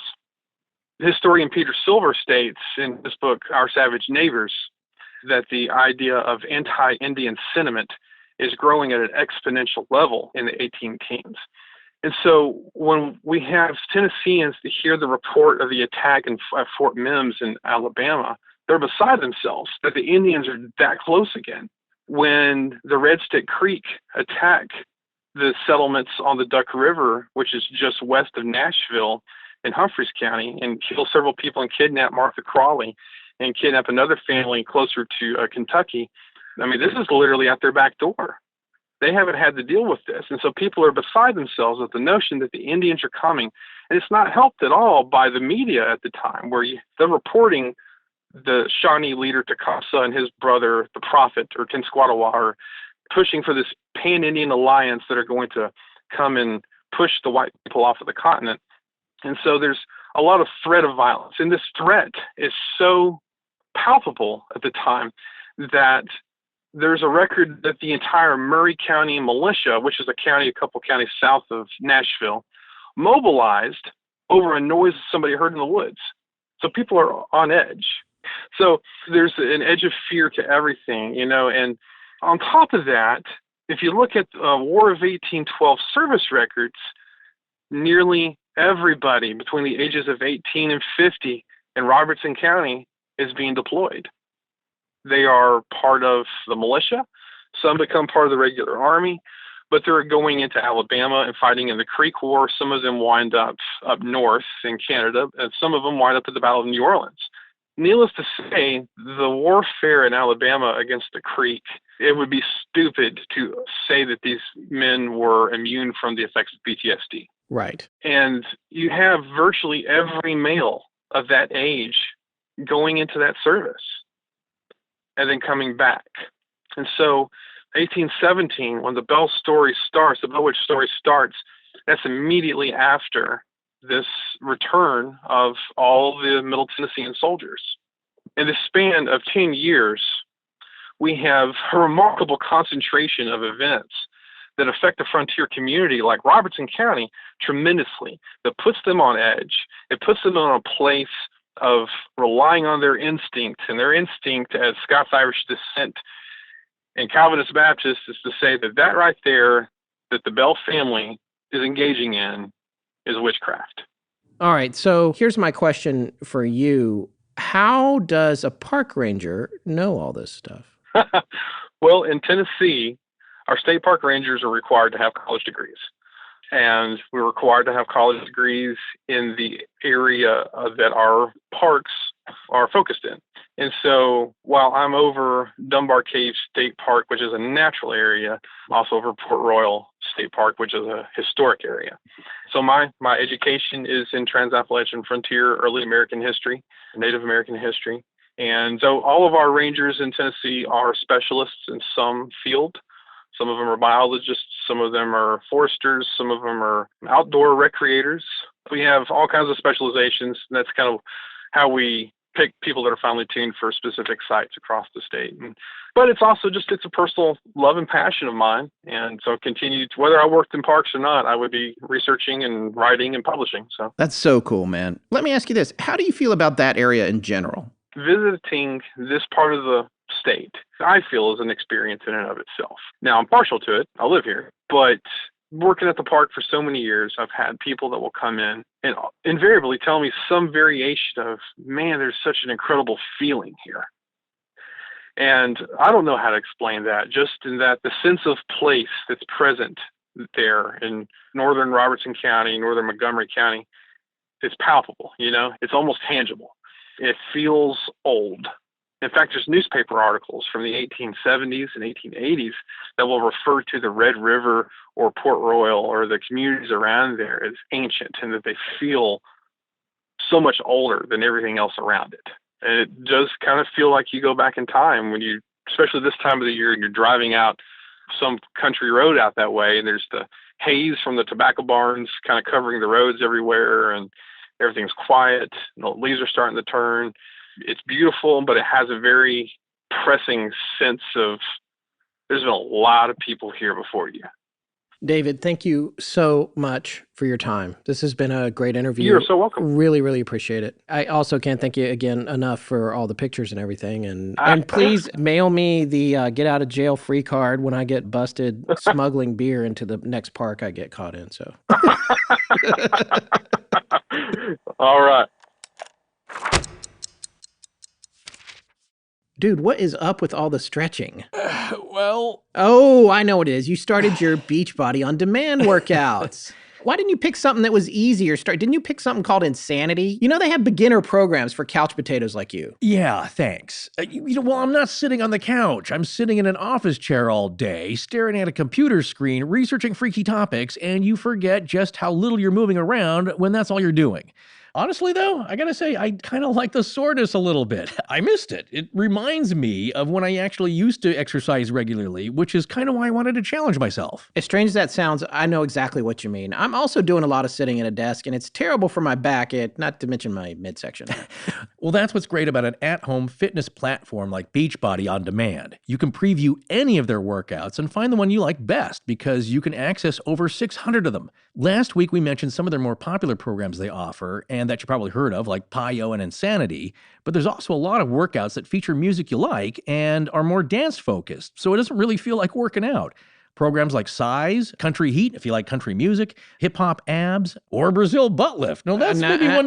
Hey, look, I'm just saying that they have something for every taste and every fitness level, from yoga and low impact to hardcore fat burning and muscle building. Right. Well, no matter which one you pick, Beachbody on Demand is the total fitness package because it includes step-by-step program guides, workout calendars, and comprehensive nutrition plans, all designed to be something you can stick with. You can do these workouts anywhere you want since they're streamable on any web-enabled device. Start getting in shape for all those holiday parties coming up with a free trial membership.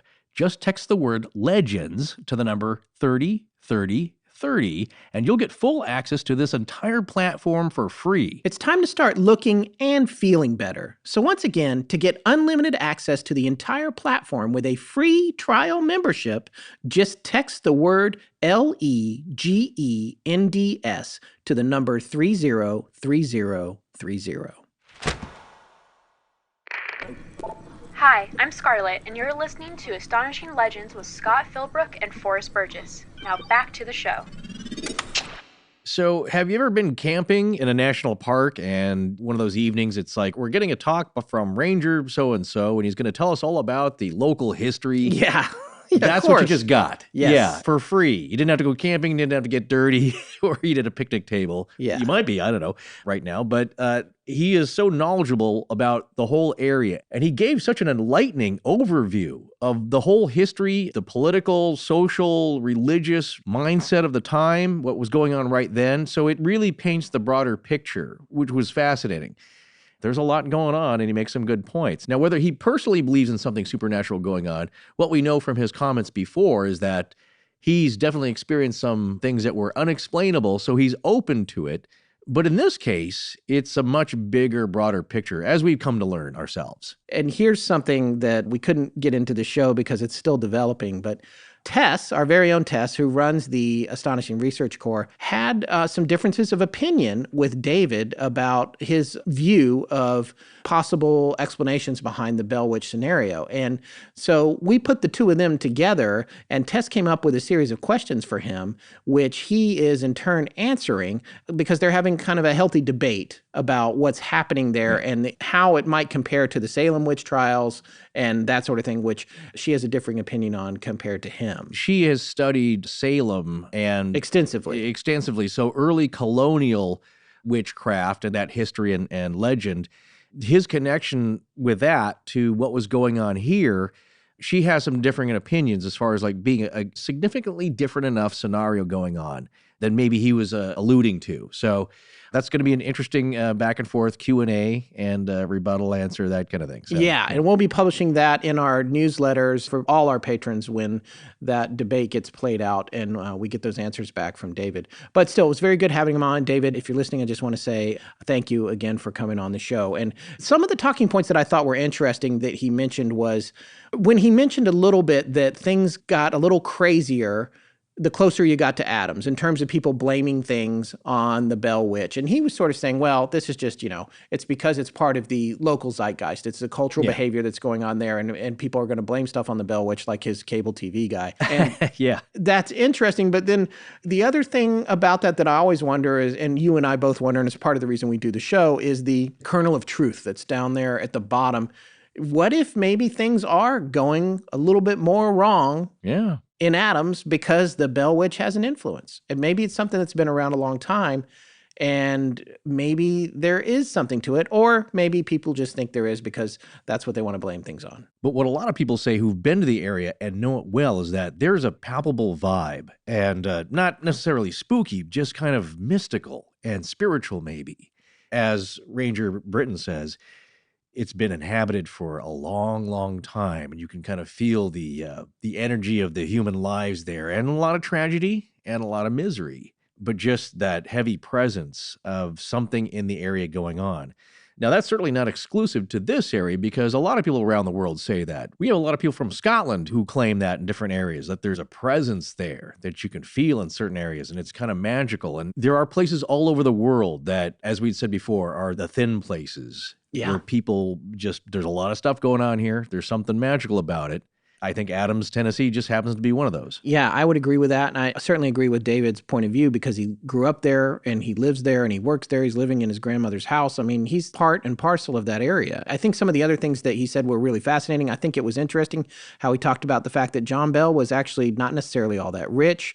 He didn't have 1,000 acres. He had several hundred. He was, still okay. But at that time, that acreage didn't mean what it means these days. Now, he was well respected in Adams, but he wasn't like hugely successful is what he's saying, because the idea is making him seem more successful. That adds to the credibility of the Bell Witch story. Well, and it's hard to know. It really depends on whether or not the book is true and what Ingram wrote is true. Because, the fact is he was apparently excommunicated for usury, which is loan sharking. Well, jacking up the rates on your loans, Yeah, he cussed out the elders at the church. This was the most fascinating part of what Britton shared. It was not something that we had seen in any of our research about the altercation that he had with Josiah Fort that was settled by the church. And then after Bell died, Fort had it all redacted from the church records. What was going on there? And it's going to play into my theory at the end of the show, but it's interesting that whole thing that was apparently resolved by the church bothered Fort so much for whatever reason, or he wanted to cover something up, that it was blacked out with India ink from the church records. And I think that's just something to keep in mind when you look at this story. Nobody goes deeper on this stuff than we do, folks. No, probably, but none are more charming than we are. Oh, is that what it is? I don't know. One of the more famous stories about the Bell Witch encounters actually puts former President Andrew Jackson at the Bell House well before he was elected, where he and his entourage supposedly encountered the Bell Witch themselves. And there are many accounts of this story, but we're going to share the details of the one from Dr. Charles Bailey Bell's book, which we've mentioned already tonight, The Bell Witch, A Mysterious Spirit. Now, according to family legend, Jackson, the man who's been on the U.S. $20 bill since 1928, was well acquainted with John Bell Jr., as they had fought together along with John Bell Sr. at the last battle of the War of 1812, the Battle of New Orleans. The British were attempting to seize not only New Orleans, but all of the territory the U.S. had come by through the Louisiana Purchase. It lasted 12 days, with the British outnumbering the Americans 3-1, having almost 14,450 troops to General Jackson's 4,732. What they needed was a miracle, and a miracle was what they got.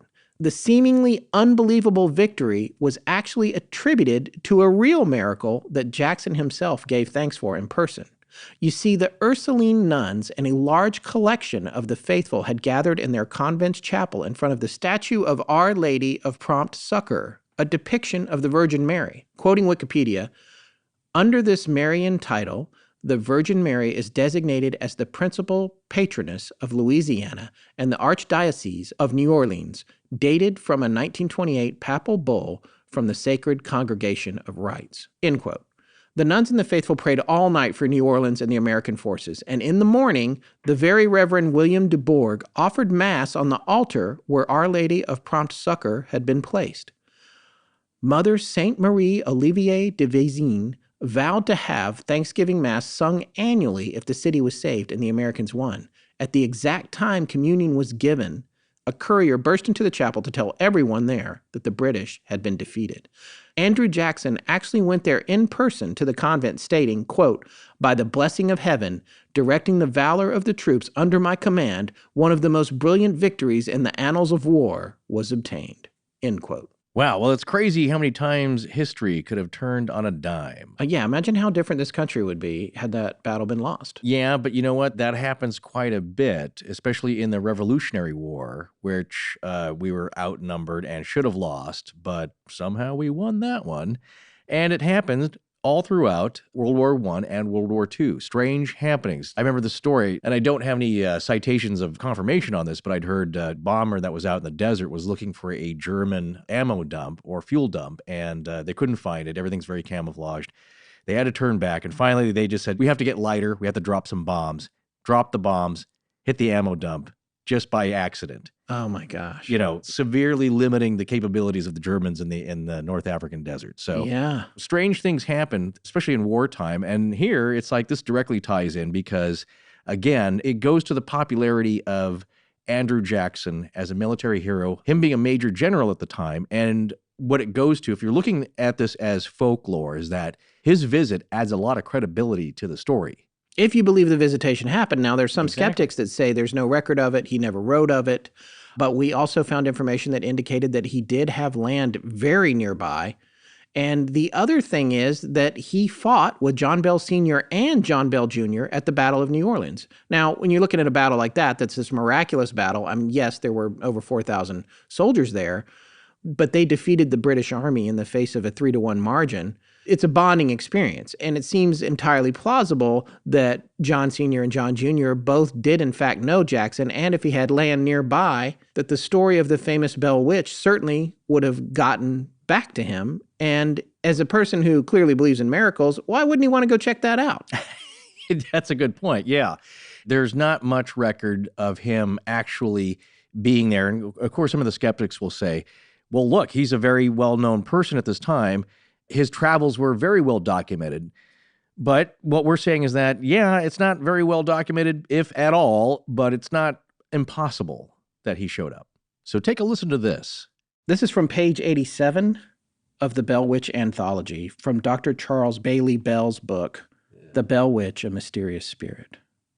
General Jackson and Betsy's brother were well acquainted, but John Jr. was not at home on the occasion of the general's visit.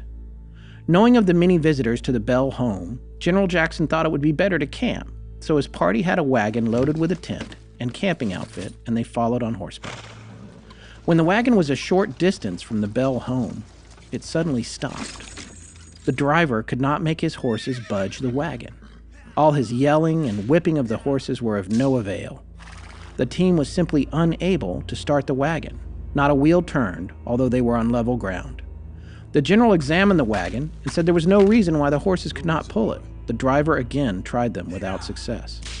The general then shouted, "It is the witch." A voice called from the roadside, "They can go on now, General." Neither the general nor the men with him could see anyone, but distinctly heard the voice and its promise to see them that night. Betsy said as soon as her father saw General Jackson, he had him and the entire party come to the house and entertained them with a good dinner and stories of when the Indians were on the farm and of the mounds and relics of the mound builders. In the party was a man who claimed to be a real witch tamer, and he thought no witch would appear while he was present. The other members of the party had been bragging on him and on his having the witch bluffed. He said his pistol was loaded with a silver bullet, and he just wanted to try it out on this witch. Finally, he dared the witch out. The general was beginning to be impatient at the delay in the appearance of the witch, when suddenly the braggart jumped from his chair, grabbed at the seat of his trousers, and shouted, "Boys, I'm being stuck by 1,000 pins." A voice spoke out, "I am in front of you, shoot." The man drew his pistol and tried to shoot, but it would not fire. Then the voice cried, "It's my night for fun." Soon there was heard repeated slapping of the man's jaws, and he yelled, "It's pulling my nose off!" Making a break for the door, which flew open, he jumped out, running with all his speed toward the wagon, yelling every step while the voice kept giving him all sorts of advice. General Jackson fairly roared with laughter and told her father that he had never seen or heard anything so funny and mysterious and would like to stay a week, which he was invited to do. Again the voice spoke, saying, "There's another fraud in your party, General. I'll get him tomorrow night. It's getting late. Go to bed." The rest of General Jackson's party could not be prevailed upon to spend another night after that. They said no telling who would be the next victim. General Jackson told them he knew this fellow was going to be shown up and he wanted to stay over, but by noon the party was at Springfield, 12 miles away. They never came back. Wow, see, that really adds to the folklore, and especially now you're tying in a president. And I saw this quote from Brian Dunning's article on it. It's from Jackson. "I'd rather fight the entire British Army than to deal with the Bell Witch." And there you go. Yeah. Well, 10 years later, he became our 7th president. So tying him to it adds a little bit of a kick to it, some veracity. Well, it you know what I'm seems, saying? again, it's another thing that seems to happen with a lot of these legends. And it's one of my favorite things about this process of doing this show with you, Forrest, and where we've come since we started. Yeah. When we set out and I was like, I want to experience something crazy, and which fortunately we haven't so far, but we've only been in Blanket Fortiana for that. Next year, we are in fact going to one of the most haunted houses in the country to do an on-site session where in July. absolutely nothing will happen. Oh, yeah? Paranormal. No, we'll have a good time. We're hoping something happens. But if it doesn't, it doesn't. And also, if something does happen, I would prefer that it not attach itself to me for the rest of my life. Right. But anyway, my point is just like when you look at the Jersey Devil, we have relatives of Napoleon. We have these statesmen that are involved. And when you look at, there's always that guy. It's almost like predictable now. There's, well, the future president came by and checked this out, or, it's, there was a UFO here and Bill Shatner showed up, So there's always that person that maybe somebody just added to give it that extra degree of plausibility. Yeah, but that's a great analogy there. And we mentioned that earlier with the Jersey Devil about everybody blaming everything on it. Classic folklore. It's got all these, the red flags of being a tall tale. You got somebody famous tied to it. And certainly that's true.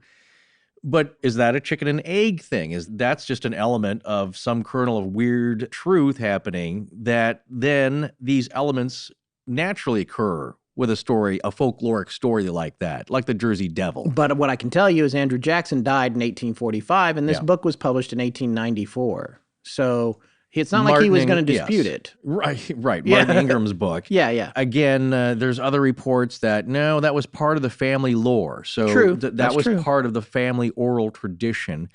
And a lot of people will discount that, not even pay attention to it because they say, well, that's totally unverifiable. And that's true. But imagine your own family and the stories that were passed down by beloved relatives. And maybe you were lucky to have met your own great-grandparents. And so that's a few generations there. And you should know what kind of people they were. And when they told you something was true about the family, well, you may not have any proof for it, but you believe that they believed it. We're at that point in the show where we're going to start talking about the theories a little bit, and we have one more interview we want to share with you. I know it's hard to believe because you've already been listening for umpteen billion hours. I actually, at this point where it's raw, we can't tell how long it's going to be. I do know it's going to be a long show, but we wanted to supersize this stuff for you for October because it's a fun time of year to listen to stories like this. And when we get done, we don't want you to have a whole lot of questions about what happened here. But no, there will always be comments about, hey, you forgot to mention this. Yes. Like, dang, you're right. We should have mentioned that. Yeah. Or a lot of people criticizing us because that just comes with the territory. Yes. Well, that's just part of being internet famous, which is the same thing as not famous at all. Exactly. All right. So here's one thing I did want to talk about. I was talking about John Bell. We did not mention one of the afflictions that he had with regard to his face and his difficulty swallowing. It's widely thought that he had Bell's palsy, which not named after him. Not named after him. I did look that up because I was very curious about it, but it was named for a Dr. Bell from across the pond, but I can't remember the year is what I guess I'm saying, but it was earlier. Bell's palsy is a partial paralysis of facial muscles and can also affect your ability to swallow and chew and that sort of thing, and it can also come and go. And I have particular experience with it because a friend of mine that I worked with several years ago had it. Theoretically, I can't stand by this, but I think Stallone has it. And that's why his mouth does that kind of Stallone thing. Yeah, right. Yeah. It works for him, but I have heard that, sure. Yeah. So anyway, that could be a real sort of mundane explanation as to part of the contortions and the facial contortions and the reactions that John Bell was having during his attacks. So I just want to make sure that we didn't leave that out, speaking of things not to leave behind. You know, they had limited knowledge of medicine back then. If you see somebody contorting and twisting and jerking and they're having trouble swallowing, a lot of difficulty, there's a scrunching up of one side of the face, it's very disturbing to see. You might attribute that to some kind of witchcraft or something, or it just adds to it. Yes. And it could be a totally medical phenomenon. And this goes, by the way, to one of the points that Tess was having a contention with Park Ranger Britton about, because he mentioned a few times some of the idea of speaking in tongues and the contortions and barking like a dog. There's not a whole lot of those specific details associated with the Bell case. Right. I do believe that the framework of the religious activity, there's maybe more common ground there, but that was part of what they got into with their questions. And like we said, you'll be able to find that in the whatever newsletter Tess decides to put it in, and also if we make it a blog entry, they're back and forth with regard to that topic, because it is interesting debating the similarities and the differences between the Bell Witch story and the Salem witch trials. But let's talk about some of the motivations. One of the things that's often been debated is, were they just trying to make money? And that would work, I guess, but according to Ingram's book, when you look at that and when you look also at Our Family Trouble, they never charged anyone anything. There is no lore associated with the story within or without those books that says they ever set up a money collection system. In fact, it was said that they were very generous to the point where when people showed up, they were allowed to stay more or less as long as they wanted. Yeah. They fed them. They allowed them to sleep in the house, but then when there was too many to fit in the house, they would have tents in the yard. So there was a lot of proclamations that they never really took advantage of anything with regard to this financially at all. And even initially, they kept the whole thing a secret, which is not what you do if you're profiteering. Again, we stated a lot of this in part one, coming from Dr. Jim Brooks's book, The Bell Witch Stories You've Never Heard, from the family that lived next door, and he was part of the Johnston lineage. And according to their family lore and tradition and stories passed down, is that they lost money because they were feeding so many people, because they were generous. And imagine... To a fault. Yeah. According to the books. Yeah. Right, exactly. Written by the Bell family and Bell family descendants, and possibly a journalist who's just trying to make a buck. We'll talk about that in a minute. Okay. Well, no one's ever said, there's been no record that, like, man, they made a killing off that because they had Woodstock on their lawn every night for this ghost show. This 18th century laser ghost show. There's nothing, there's no evidence of them raking in money and charging admission and putting on a show. But that generated so much interest. Also, as we mentioned in part one, they start off being very horribly embarrassed by this. And so to me, that will dampen and tamp down a few of the other theories about why they did this, for kind of generating publicity, in that this is not the kind of publicity you want. As I stated in part one, the people that we've talked to that have had these kind of experiences don't tell other people because other people tend to shun them. Yeah. If it's some kind of idea of like, hey, this will get us more money or get us out of this or that, not the best idea. And another theory that's been bandied about is that this was some kind of ploy to get undesirables out of the territory, out of the area, to move, to be freaked out, or it was perpetrated by the Bells. Okay, I'm going to call this the Scooby-Doo theory. Well, no, that they were doing this to spook people and get their land, get that darn land from them because they're so scared. I can do that laugh pretty good. My son thinks I'm really good at it. Go ahead. All right, go so do it. It's not bad. It's very hard. You have to really push the... It took me a year to get that together. Yeah, you almost sparked a myocardial infarction there. So. Well, what I'm hoping right now is that many thousands of our listeners are all trying to do it and seeing how hard it is.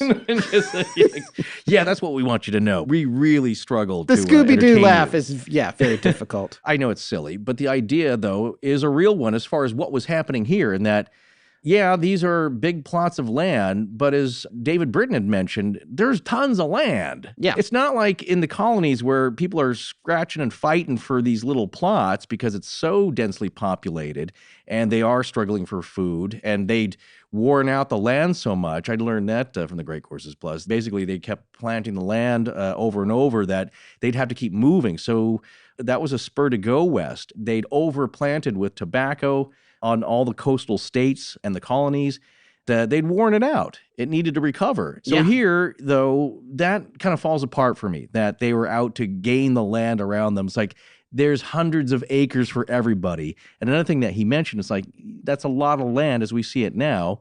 But they were granting a lot of land to soldiers who went and fought. So 210 or 220 acres for every year they fought. Yeah, so that's a lot of land. And so it wasn't, again, like the Bells were fabulously wealthy, but they weren't lacking for their neighbor's land. And so I think that one kind of falls flat. Well, here's the other thing. It's the whole idea of a hoax. And there's a lot of different ways that this could be a hoax or could have been a hoax.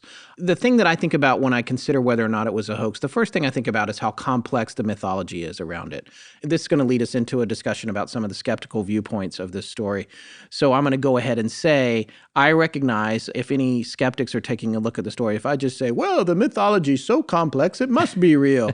I know that doesn't hold any water, but still it is interesting to me because it indicates either that there's some kernel of truth to everything or whoever has fabricated it is a seriously talented and creative person. Now, those people exist. Lots of people invent entire worlds magnificently, like George R.R. Martin with Game of Thrones, or if you want to go back to a long time ago, Frank Herbert created a whole universe. I was just about to say Dune. It's unbelievable. Yeah. So people are obviously capable of that, and I'm not saying that somebody couldn't have just come along and made this story up, but there are people that will also tell you, including one of our listeners that I was chatting with on Twitter this week, this story affects a lot of real people and their real descendants. And if a lot of it is made up and fake, you're dealing with something of a conspiracy to keep it quiet from a lot of people. And one generally can tell you that with regard to conspiracies, the more people that are involved, the less likely it is to be real because people cannot keep their mouths shut. Yes. There's a lot of things about it that do seem real to me. The whole ventriloquism aspect, I'm sorry, I just don't buy it any more than I buy owls. It's just not plausible to me that Betsy Bell or Joel Bell were so good at ventriloquism that they fooled all these people that came.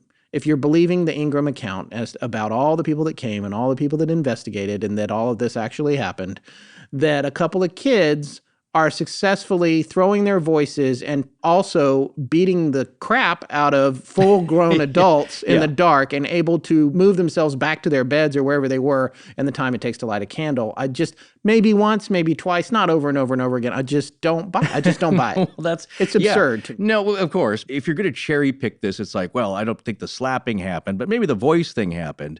Yeah. So then she's basically the winner of 19th century America's Got Talent. And she's so gifted. Yeah, she's the Jeff Dunham of her time. Right. And with judges Andrew Jackson and Howie Mandel. Very good. She is not only throwing her voice, but think about this. She's an 11-year-old girl. And she's starting off as, doing the feigned voices, but then fully formed and mature woman voices. Yeah. And men. One male voice. I can't remember who it was. That's right. It was topography or mathematics. One of them was a male voice. Yes. So how you doing that? How's Betsy doing that? Well, then you can say, well, it's Joel, but I don't know. I mean, Joel was the one that got beaten the worst out of all the kids. Yeah. So they're either in on it, or then you have to start cherry picking what you want to believe about this, because if you take the whole legend and try and explain it away with ventriloquism, then she's doing the voices of an English investigator and his parents overseas. Right. And then she's doing these amazing feats. And then she's using the ventriloquism to recite hymns. It just gets out of hand. So again, as I said, probably with the KH incident, like KH is our shorthand for Kelly Hopkinsville, folks. Sorry, he went ahead and said it, but we're so tired of saying the whole name. Yes. But my point there is that then it's probably best not to believe any of it, because when you start cherry picking, like, well, that makes sense, and I'm going to explain that here, but that's crazy. It's like now it's some big muddy pool of doubt and crazy explanations, and I think ventriloquism is kind of silly with this one. Yeah, and I think also there's another argument, we're going to hear a little bit more about this in a minute, but that suggests that Richard Williams Bell, who wrote Our Family Trouble, which is the earliest document associated with the case, there's a suggestion that M.V. Ingram and Richard Williams Bell are really the same person, or that Ingram had such a heavy hand in Richard Williams Bell's publication. Now, Richard was one of John Bell Sr.'s sons, and that manuscript was based on notes that he took. He was 6 to 10 years old when it took place. We've said this before, but I'm just reminding everybody. Yeah. And when he got older, he compiled them into something that he then handed over to his son right before he died, Mr. J.A. Bell, the Honorable J.A. Bell, who was a state representative, who in turn gave it to M.V. Ingram, who then published it as a chapter in his book, The Authenticated History of the Bell Witch. You would not believe how much stuff we have to read and study to make a sentence like the one I just said. It's literally hours of work just to be able to concisely explain something like that in one sentence. Anyway, Joe Nickel, who we're going to be talking about in a little bit, makes some very good points in the comparison of the two documents, do make them seem like they were authored by the same person. Yeah, and we'll talk about this in greater detail, but we always looked at Joe's articles just to see what's that thinking there. Yes, we do. But before we go on to our discussion about Joe and our next interview, which is going to be a gear change for us, we did want to share one more interesting story that we had Ryan do some sound design for. I really love this one. This is another case of the witch or the Bell Witch spirit acting very benevolently in an effort to help the children. And this also involves her taking direct control of animals, almost like a mind control over these animals, using the Force, as it were. Well, yeah. So we're going to go to that story right now. Okay. The boy stuck in the cave was not the only one saved by the Bell Witch spirit. Another story in Dr. Charles Bailey Bell's book, The Bell Witch, A Mysterious Spirit, details how the witch not only saved the children again, but she did it through direct control of panicked animals. We're relaying this short story here to you in our own words. Apparently, the kids were down in the riverbed exploring. They like to go down there not only to fish, as we've said, but also to search for Native American artifacts, as there were lots of mounds in the area. And no doubt, the children took to desecrating them without much thought back in those days. They searched for arrowheads and tomahawks with some regularity, it would seem. On one of these outings, they were warned by the spirit of the Bell Witch not to go, for there was a terrible storm on its way, and it would be dangerous. Well, since the spirit frequently made things up and pulled pranks on the entire family, the kids ignored the advice and went anyway. Sure enough, as they were exploring the banks of the Red River, a storm quickly blew up. The trees began swaying mightily in the wind, and a downpour ensued. Branches broke free, falling dangerously close to them as they hit the ground. As the storm whirled around them, the Bell Witch's voice rang out. "Cross the river now! It will be too late soon. Some of you will surely die if you don't." The kids were frightened and wanted to get home, but the Red River had started to rise, and although still crossable, it was beginning to rage. As they led their horses to the bank of the water, the horses reared up, neighing and panicking, refusing to cross. At that moment, Kate's voice echoed through the storm. "You little fools, hold tight now and say nothing to the horses." And with that, the horses calmly walked down to the riverbank and crossed the river, taking the kids home. Their path was dotted with downed trees along the way. The danger Kate had warned them about had been real, more real than they could have imagined. I think the Parcast Network has another podcast hit on their hands. Oh, yeah, you must be talking about their new show, Cults. You know it. We told everybody about their hit show Serial Killers a while back, and everyone I've got to subscribe to it has loved it, and we think you're going to love Cults too. I always feel a little weird saying, you're going to love Serial Killers, or go look for Cults, but we really do think you're going to love Cults. See, I feel weird again. No, I think people know we're not saying to go look for serial killers or go join a cult. Those things never end well. But seriously, if you like our show, we know you're going to love cults too. You know what? That one felt fine. Well, the fantastic hosts, Greg Polson and Vanessa Richardson, are back at it with a really interesting angle in that genre, which is the very specific mechanics of how cults get started and why people join them.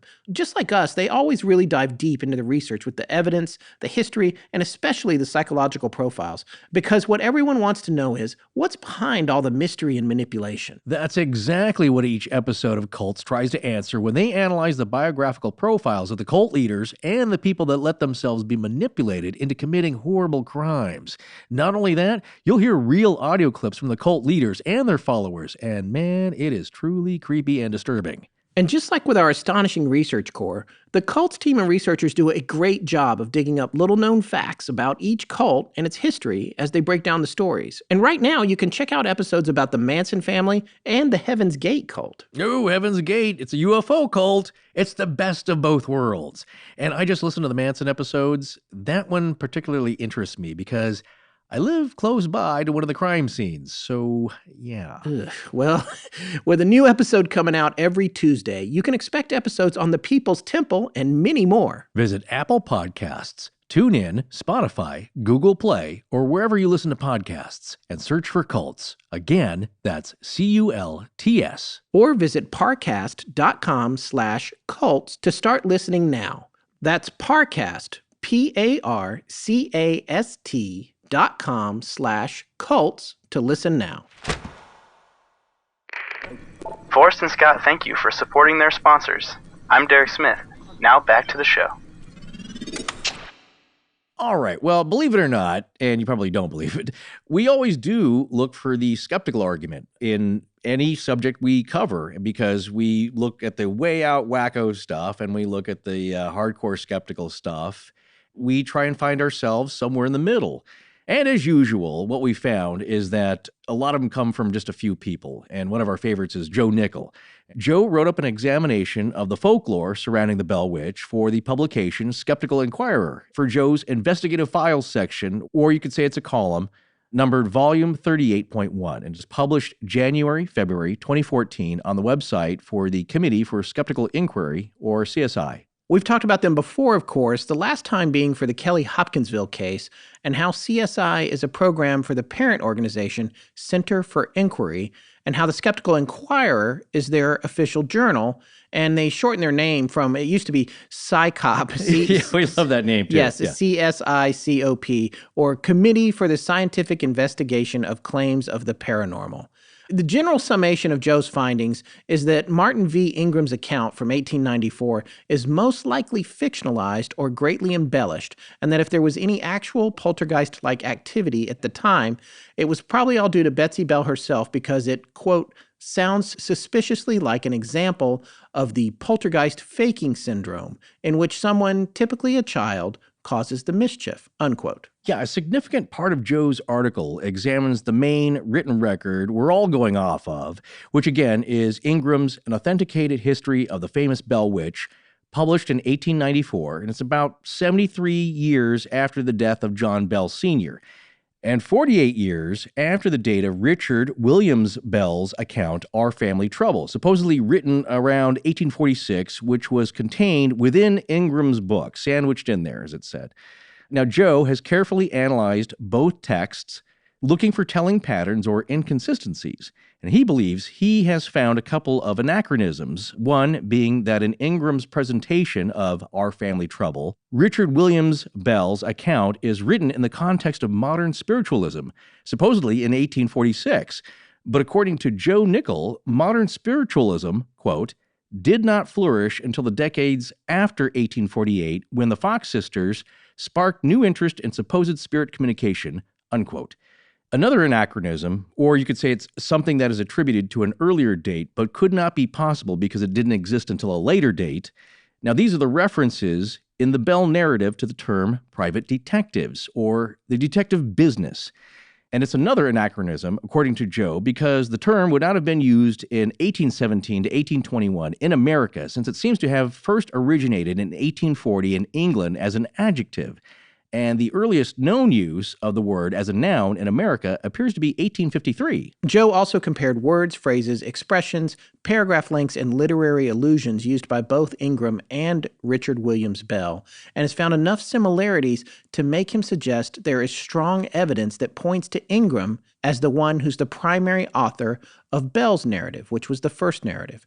In fact, he's pretty certain of it, saying, quote, "Given all of these similarities between the texts, in addition to the other evidence, I have little hesitation in concluding that Ingram was the author of Bell." Another pattern that causes Joe to question the authenticity or purpose of Ingram's account is that he believes he's found many instances of Masonic symbolism, metaphor, and allegory in both Bell's Our Family Trouble and the rest of Ingram's telling of the Bell story, and specifically, for example, in the treasure hunt tale. If you remember, that's where the Bell Witch convinces a group of men to dig under a large stone for a buried treasure on the southwestern corner of John Bell's land, which turns out to be nothing more than a prank by her. So, all these similarities, and a few we haven't mentioned, lead Joe Nickell to conclude, quote, "Indeed, the evidence indicates Ingram actually wrote the narrative attributed to Bell." Well, this Masonic theme caught our interest, not only because the tenets and mystery of Freemasonry are fascinating to us, but we're simply just wondering, were Joe's points and definitions about Masonic elements in Ingram's account accurate? And also, what would be the purpose for Ingram to put all that into his book? Now, Joe says that Ingram was a long-standing Mason, citing his obituary in 1909, so it seems likely that he was aware of the symbolism and rituals. But why put those in?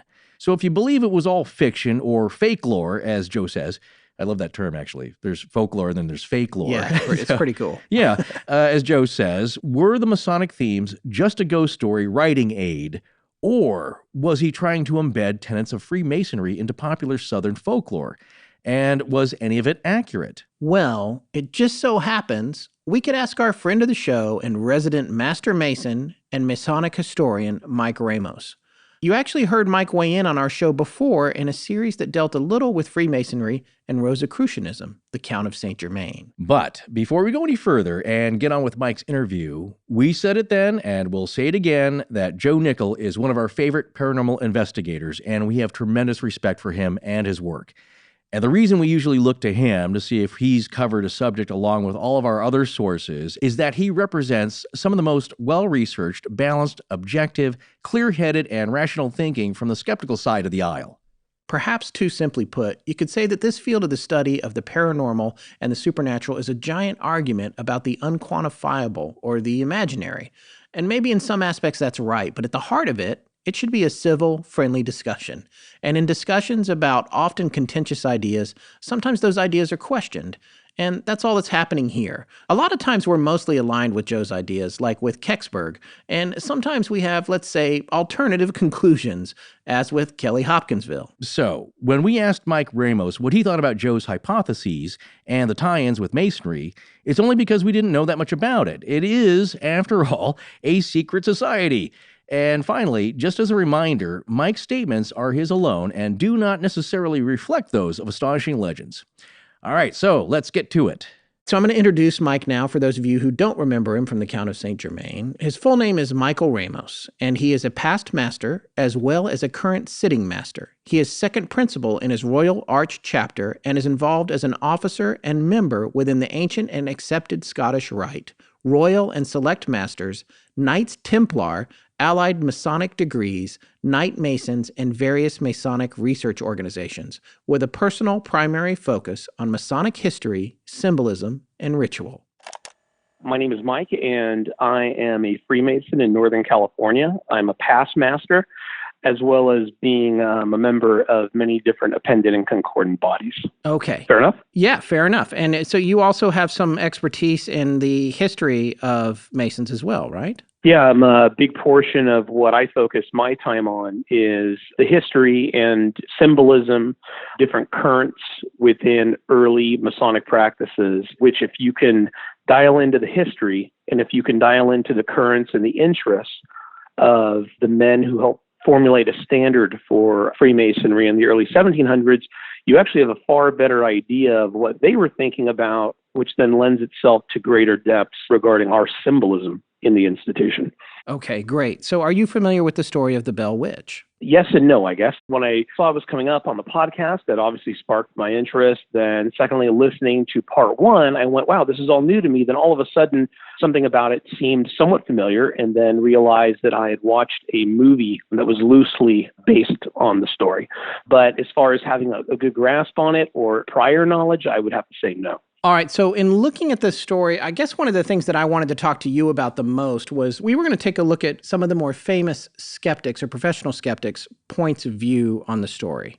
And most specifically, we were going to look at Joe Nickell because he had an interesting piece on it in the Skeptical Inquirer, volume 38.1, which was published for January and February of 2014. Which is part of the Committee on Skeptical Inquiry, for which Mr. Nickell is a senior research fellow. And in addition to that, he is also an associate dean of the Center for Inquiry Institute. He's written over 30 books, according to his Wikipedia page, and he's somebody that we admire and respect very much. And in the piece we're referring to that he published on the Bell Witch case, he had speculated, based on M.V. Ingram's book, The Authenticated Story of the Famous Bell Witch, that there was a lot of Masonic symbolism in there, and he felt like that might be an explanation for some of the details that were in the story of the Bell Witch. Okay. The first person I thought of was you, being our Mason at large. I wanted to know what you thought, because one of the things that he talked about when she sent the family on the treasure hunt and how they went and lifted this huge stone and had to dig this hole that was 6 feet by 6 feet by 6 feet, supposedly, which they didn't quite finish.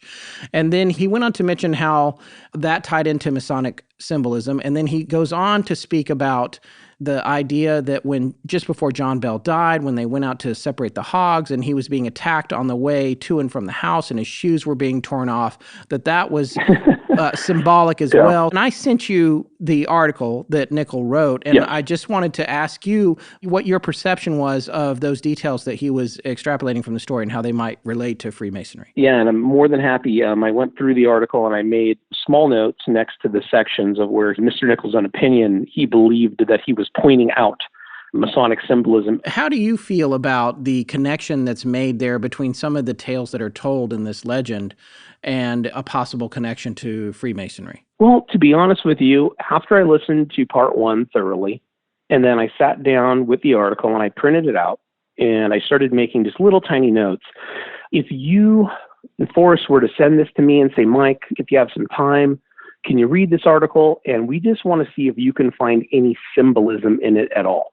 Okay, so I'm not taking that you're looking for Masonic symbolism or any certain brand of symbolism tied back to a spiritual movement or an organization or anything. I would have come back and just said, well, the only symbolism that I can take away from this, it feels like, is impending death or impending doom, which I think is kind of normal when you're dealing in a story of this nature. But we can kind of move through some of these that he called out, and I can go ahead and just kind of give you my thoughts, if you'd like to do that. Yeah, that would be great. All right, great. So talking about the lost treasure. And one of the first things that I saw that was mentioned in here, and this was one of the things that kind of brought me to a foreboding tale, but, the concept of the skull and the other bones being found and moved around and the whole bed, that reminds me a lot of like a memento mori, which goes all the way back to ancient Rome, a reminder of mortality. Is that utilized in Freemasonry? Yeah, that is utilized in some jurisdictions, not all. And with the different rites within Freemasonry, that is surely utilized. And it's probably one of the most popular through pop culture because of movies that have nothing to do with Masonry, but like the Skull and Bones or things like that. People kind of start getting this idea that it's solely a Masonic symbol. But since we kind of know that Masonic symbolism and its rituals were still developing well into the 1700s, as well as developing into the 1800s, it did not come from Freemasonry, if that makes sense. So, it is something that has been around a great deal. So that kind of made me think, okay, think about your mortality, impending doom, whenever there's something discovered, even in the Indiana Jones movie, you walk around the corner and then there's a skeleton there, so. Sure. Moving forward from that, the grave depth. I think he was trying to make an allusion to a calling out of a grave in Freemasonry. And the thing that I did was I went, well, I'd really like to look into the concept of graves. Where did this come from? Because what a lot of people also don't know is that the rituals of the craft, which are the first 3 degrees. So when you join a lodge in most areas of the world that are somewhat anglicized, their Freemasonry came from England, Scotland, and Ireland.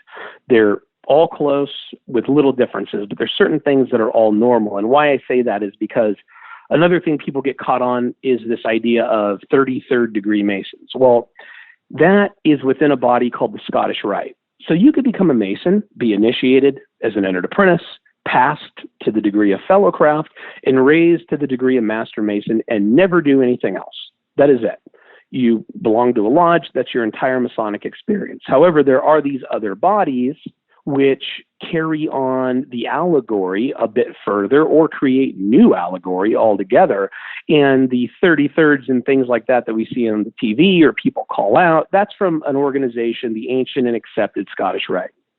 And that is something you can join after you're a Master Mason, but it does not make you a higher ranking Mason than a Master Mason, if that makes sense. Imagine the pinnacle is Master Mason, then everything is linear with it. It's just whether you want to have that Masonic experience or not. So with the degrees in the lodge being based around the Old Testament time period, I thought, well, I really want to look into grave practices and take a look and see what I can find out about it. Well, I came across a few sources that all seem to agree with each other, which doesn't necessarily mean it's correct.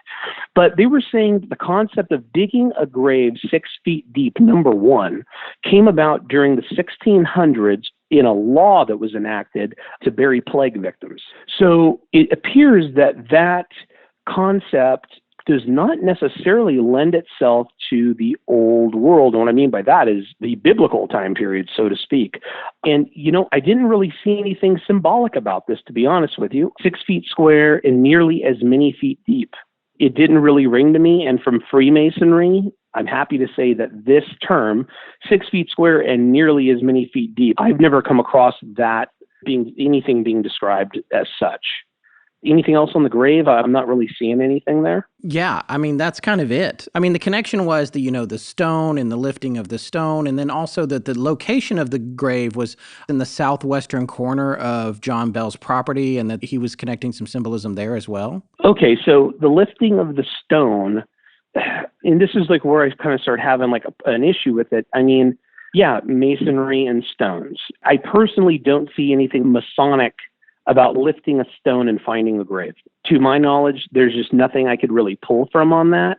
I hate to kind of be a dud on this one, but it feels very much like, hey, well, he said a stone, and then he said something about the depth of a grave. This has to be Masonic. Well, it seems to me that this person was dug in a grave, 6 feet square or whatnot. The treasure. The treasure was put into a grave or a hole, 6 feet square and nearly as many feet deep. Well, okay, I just don't really see anything there. And then needing to lift a stone off of it. Well, I've been to many places, and I'm going back to a grave idea. And I've been to the graveyards, in which I'm sure you've seen or whatnot, where there really is not a headstone, but it's laid flat on the ground. Does that seem familiar to you? It's almost absolutely. It looks almost like the length of a coffin. Yes. And then it would have the information chiseled on that flat stone. So yeah, I don't really see anything there. It just seems to me more like he sees stone, he sees reference to a grave, and then we can go down further to kind of tie that back into some things that he's talking about.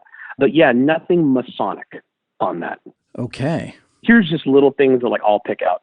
So it says Mystic Arthur Edward Waite in his authoritative, A New Encyclopedia of Freemasonry. So this book is not authoritative. What it is that everybody owns a copy of this book. It sits, it collects dust, and it's not a good place for actual information. Brother Waite was a mystic. Brother Waite was involved in a lot of different things during the 1800s, but he was extremely fantastical with what he personally believed. about Masonry. And really, not a lot of Masonic scholars, in fact, I would say all Masonic scholars would know, you wait for a good time and to get some information about maybe some weird kind of side degrees or high degrees that he might have had a couple like little nuggets of information about, but it's not authoritative. So right there, unfortunately, from my perspective, is I'm questioning the source material that he is utilizing. And I made a point, but that's just me. Okay. And I own a very vast Masonic library, and I do own this book. And it's kind of just one of those ones that you pick up occasionally when you kind of want to see what he was thinking, but it really doesn't have anything to do with authoritative information. Moving down, among its deepest spiritual concerns, Masonry focuses on the mystery of death, whereby the Mason is taught how to die. Well, that little piece of line is something that I recognize from a lecture from a different country, but it's being taken out of context. And the thing that Masonry teaches you how to do is how to live. It teaches you about virtues that make your life much more meaningful. It builds character. And then when you distill those virtues and you start acting on them, it makes the world around you a better place. And really, if we want to talk about death, of course, there is contemplation upon mortality, but it's not teaching you how to die in a way where I'm sure most people would read this and go, oh, do I need to do like a magical ritual right before? Does there need to be something special happening? No, what we're talking about here is learning how to live so that your death is actually a loss to the people around you and to society because of all the good things that you did while you were here. How did you spend your time? That is the question. So I kind of have a little bit of an issue there. Then we move down a little bit, and he brings up Hiram, the master mason, the architect of Solomon's temple. Well, in the Book of Kings, there is mention of a Hiram, and that is a part of the allegory within Freemasonry is this concept of Hiram Abiff, an architect sent from Tyre at the request of King Solomon to come be the architect on the temple. Something that is very interesting about that, though, is not even in every country do they prescribe to the Hiramic legend. Sometimes they use a different person named Adoniram.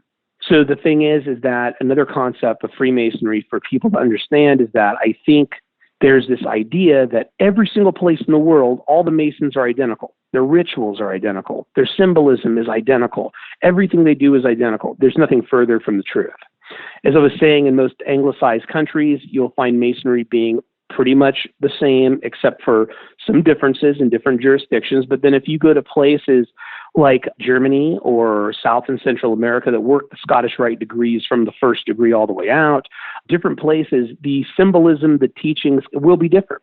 There are similarities, but not always. So with that being said, is that if a Mason is well informed on the ritual and practices of other countries, other jurisdictions, he can speak to Masonic symbolism widely. But if you were to talk to a Mason today that only knows what he has experienced in his lodge, he could act like that's what everybody does. Well, that's just not true. Going down a little bit further with the idea of the cube, speaking of a symbol of truth. Well, the cube, the perfect stone, not even in Freemasonry, but in alchemy, in different forms of people that were inspired by the Rosicrucian manifestos, the cube became a symbol of perfection. In some places, it allegorically represented Christ. It represented this transcendence, just like in alchemy, from base material to perfection, to absolute spiritual material. But with that being said, if he's trying to allude to a cube as being tied into this whole, it just seems to me that he's finding things that he's trying to tie back to Masonry, but there is no clarity in any of it. Okay. Because Freemasonry to me is a system where you receive a ceremony, a degree, then there is a concise set of circumstances, a concise set of teachings, and you walk out of it with an impactful experience and a lot of questions, but also a great deal of clarity. This, to me, would seem as if Mr. Nichols, and this is solely my opinion, saw things that he thought were odd, then was kind of like, well, how can we make sense of this? Well, we can talk about Masonry because I'm seeing things that are kind of mentioned in Masonry, but they're also mentioned everywhere else. They're mentioned in the Bible. They're mentioned in other stories. They're mentioned. So I wouldn't see there's anything unique at this point. The concept of taking one's shoe off, that is an ancient Jewish practice. And one of the first places you can read about it is actually in the book of Ruth, because it's actually for attesting or certifying. So it was a practice of taking off a shoe and handing it, taking off your sandal and handing it to the person you were certifying or attesting to. It was like a bond, in a sense. So when I was listening to this part of the story and the guy's trying to walk and his shoes are like flying off his feet, it has nothing to do with Masonic practices, nor does it appear to tie into ancient biblical practices. Do you recognize some other kind of symbolism in that part of the allegory? Do you mean in the story that we're talking about, the Bell Witch? Yeah, in the Bell Witch specifically. You know, and I mean, of course, I'm just going to go off of what I think, and I'm not basing this on anything much, but to me kind of reminds me almost like you're not going to be buried with your shoes on, bud. It kind of just reminds me of something terrifying, because if you could think about it, and if you were walking and all of a sudden your shoes were literally being like ripped off your feet in mid-walk, and I believe in the story there, he started hearing really scary music, it sounded like. Is that's what he said, like music coming from like the sky? Singing. To me, it's almost like ominous, witnessing like your own funeral service or something to that effect. Like it just had this vibe where, to me, it was almost like he was being prepared for something, and it was not going to be anything good. That's sort of what I walked away with it on that. Let's say that this particular skeptical viewpoint of the entire story of the Bell Witch and of Ingram's publication of it, the question would be, to what end? What would be the goal of burying the symbolism in this book? And especially for someone who seemingly is just a journalist trying to, not casting aspersions on the profession of journalism, but I'm just saying, just somebody trying to sell a story, why would you go to the trouble to bury all this information in there if, in fact, it was representative of what you don't feel like it is anyway? What would be the goal of that? Yeah, I have no clue. And that's why I really am firm that Mr. Nichols is really, I don't know if he saw something and then he kind of went, oh, wait a minute, this sounds familiar. Then he started pulling out books, and I looked at the books that he referenced, and everybody owns Mackey's History, Mackey's Encyclopedia, Mackey's Dictionary, Mackey's Lexicon. But Mackey, even today, would not be considered a phenomenal source for information. And then the other book, Lester's Look to the East, was what would be called a monitor, which would be standardized ritual for a certain jurisdiction and or a expose. Well, one thing that caught my eye was when he was talking about the southwest corner. I was like, and to me, being a Mason, all this stuff is second nature. And I was like, where is he getting this information? So I went online, because I have a copy of Lester's Look to the East. I just cannot find it right now, but I actually have one. And I just did the search, and I did Southwest. Well, let's put it this way. It holds no consequence of anything in the ceremony beyond giving direction of walking around a lodge room. Because it threw me, because I was like, Southwest. And I kept trying to rattle my mind to think. But it's really just about, and this is not giving away anything, it's about what's called perambulation, which is where one of the officers and the candidate walks around the lodge room. It's just walking around, and then it just says the deacon and the candidate will go from the northeast down to the southwest, blah, blah, blah. It's really direction. So he found in the ritual something that matched something said in the story, then said, oh, well, this has to be Masonic. Well, all that it was saying was that somebody walks from here to there. It's literally just directions very, very quickly. And it holds no weight of finding a treasure or anything like that. It's just the perambulation. It's literally walking around a lodge room and just saying they will walk from that corner to this corner to that corner to this corner, and then do it again. So it was just finding the words, and then those words happen to be in the story. Then now it's Masonic, because in a Masonic book, I found those words. So you can kind of see where I'm going with that, is that it's really, in my opinion, fishing to make a connection. Right. What Nichols says is that the southwest corner is one of the 4 stations that the blindfolded initiate is ritualistically conducted to in the second or fellow craft degree in a search for light, being opposite to the starting and ending point. So let's put it this way, is that if a candidate is being led around a lodge room, he's not just in the southwest corner. Okay. So he's being led around the room, but if you make directional points in the room, then yeah, he does get past there, but that still would have nothing to do with what Mr. Nichols is trying to allude to. It's easy for me to explain and hard for me to explain, but it would be like if me and you spent a few hours together, and then we ended up walking to one corner of the room, talking for a few minutes, moved over closer to the bar, grabbed something, stayed over there. That point in time does not reflect upon any symbolic or deep truths. You are walking to it and you're walking away from it.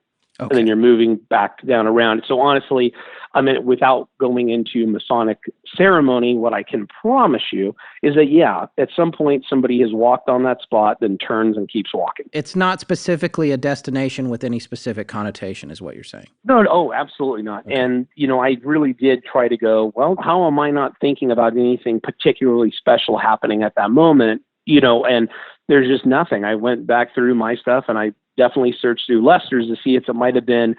Sometimes there's exposés out there, and this has been going on since the early 1700s, that are full of misinformation. They're just full of them. And then the problem is people grab these exposés because they go, oh, this is great. I can finally learn what's going on in a Masonic lodge. And then when you read it, you go, what? And typically it's because it's word of mouth, word of mouth, word of mouth, word of mouth, till it gets to the eighth guy who's going to write it. He's never been in a lodge room sometimes, and then he just kind of starts winging it. So I looked to see if Lester's was of that accord, and it wasn't. It just said that candidate will be taken down the southwest and then head out this way and then head back up and head over, and it's just perambulation. So the thing is that, and that's really as far as I'll go on that, but perambulation is important, but that point is not of relevance. It's a corner in a room. You have to go down to this point so you can hang a right and head to the next corner. Same thing over and over again. So yeah, I would say that I'm just a little bit confused as to why he found that particular spot of importance when it is not. And this is coming from a Mason who's a past master. I've initiated past and raised brothers, been around the lodge now for quite a while. And there's nothing special that would allude to a treasure in the southwest corner. To be clear, you have a full understanding of these initiation procedures, and you've made it clear to me before we even spoke that there's things that you're not at liberty to discuss and you're not going to, and which I respect tremendously. But to make a further point for our listeners, if you felt there was something significant, even if you weren't free to discuss it about this particular corner, would you indicate that? Yeah, I would have no problem indicating it. I would probably just say, yeah, I can understand how he would believe this would tie back to a Masonic ceremony.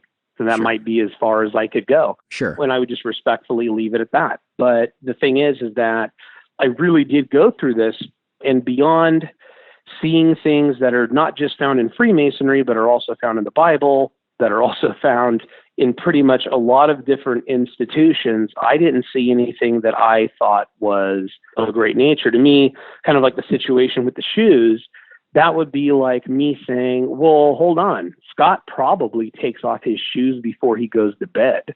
I do. So are we exactly? So is this reflective of Scott's ritual for going to sleep? Because to me, it holds the same kind of value, because it's like, well, no, Mike does the same thing. I'm sure Forrest, everybody else in the world, pretty much, depending on your situation, takes off your shoes before you go to bed. But that doesn't make that practice Masonic, nor does this man's shoes basically, from like how I kind of understood it, almost being like pulled off his feet while he's walking. Yes. Nothing of that accord. I can tell you this right now. You're not going to be walking anywhere and having your shoes ripped off. Sure. That is not going to happen. So the thing is right there, boom, not good. I saw that he was trying to talk about the ancient Jewish practice of taking one sandal off and giving it as a form of attestation or certifying. And then also concepts of Moses, and in spiritual places still to this day, removing your shoes. In quite a few still maintain this practice, removing your shoes, because it's a sanctified location. And, it's a form of respect to deity and a form of respect to the environment that you're in. Once again, though, just not seeing a lot of anything here. And I'd really be curious why he picked the Masons to tie these into, because there are many institutions, but not just institutions. There's many situations that you could really reach and try to make connections with in some of the purported symbolism that he called out. Mike, I cannot thank you enough for your time this evening. Thank you so much for looking into this on very short notice and coming back to us with such a well-informed response to our questions about this. I really appreciate it. Not a problem. Always happy to help. I know that I have a tendency to ramble because I'm looking at things while we are talking, but I'm glad to always be of service. Well, that was fascinating because, again, if you're not a Mason And I don't believe that Joe is. It's one of those things where you got some information from somewhere. Yeah, and neither are we, by the way. I was in the Acacia fraternity in college. Oh, yeah, that's right. I forgot. Just for 2 years, but you're one for life. And it is a junior organization of the Masons, and they have their own rites and rituals and stuff, and a lot of community service and things like that. Nothing that mysterious.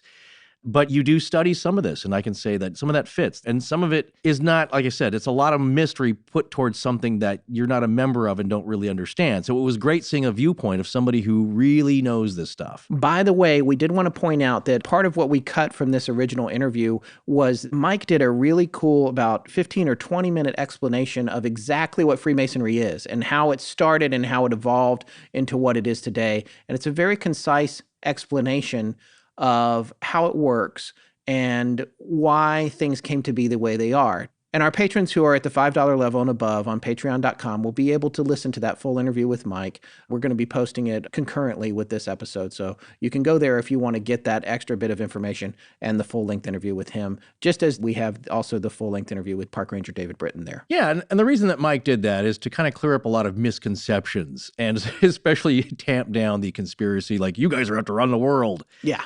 No, it just happens to be a lot of influential people have been Masons throughout history. So anyway, he gives you the background to kind of clear that up. And also he gets the standard questions like, are you a Shriner? Yeah. There's a couple of things about Mike's interview that I did want to go over again. And I also wanted to stress that Joe Nickell, in his article where he was analyzing the Bell Witch story and the idea that M.V. Ingram and Richard Williams Bell were the same person, and that pretty much one person fabricated this entire thing, which there's a lot of that I'm on board with Joe about. There's a lot of it that I am. Like I said, some cases you can say that I don't believe any of that, or that's kind of far-fetched to me. But here it's like, these are good investigative points. And that's why we really wanted to highlight this article, because it's like, well, that's an interesting point. The language sounds the same. He did a very thorough comparison. Well, and I myself noticed stuff even before I read Joe's piece. And I also want to say, before we forget to say it, Joe was not making declarative statements about the Masonic symbolism in Ingram's book. Absolutely. He was saying, it seems like, and if you look at it this way, and he found a through line, which I do think bears a little bit of evidence of confirmation bias once he decided that there may be a Masonic overtone to it.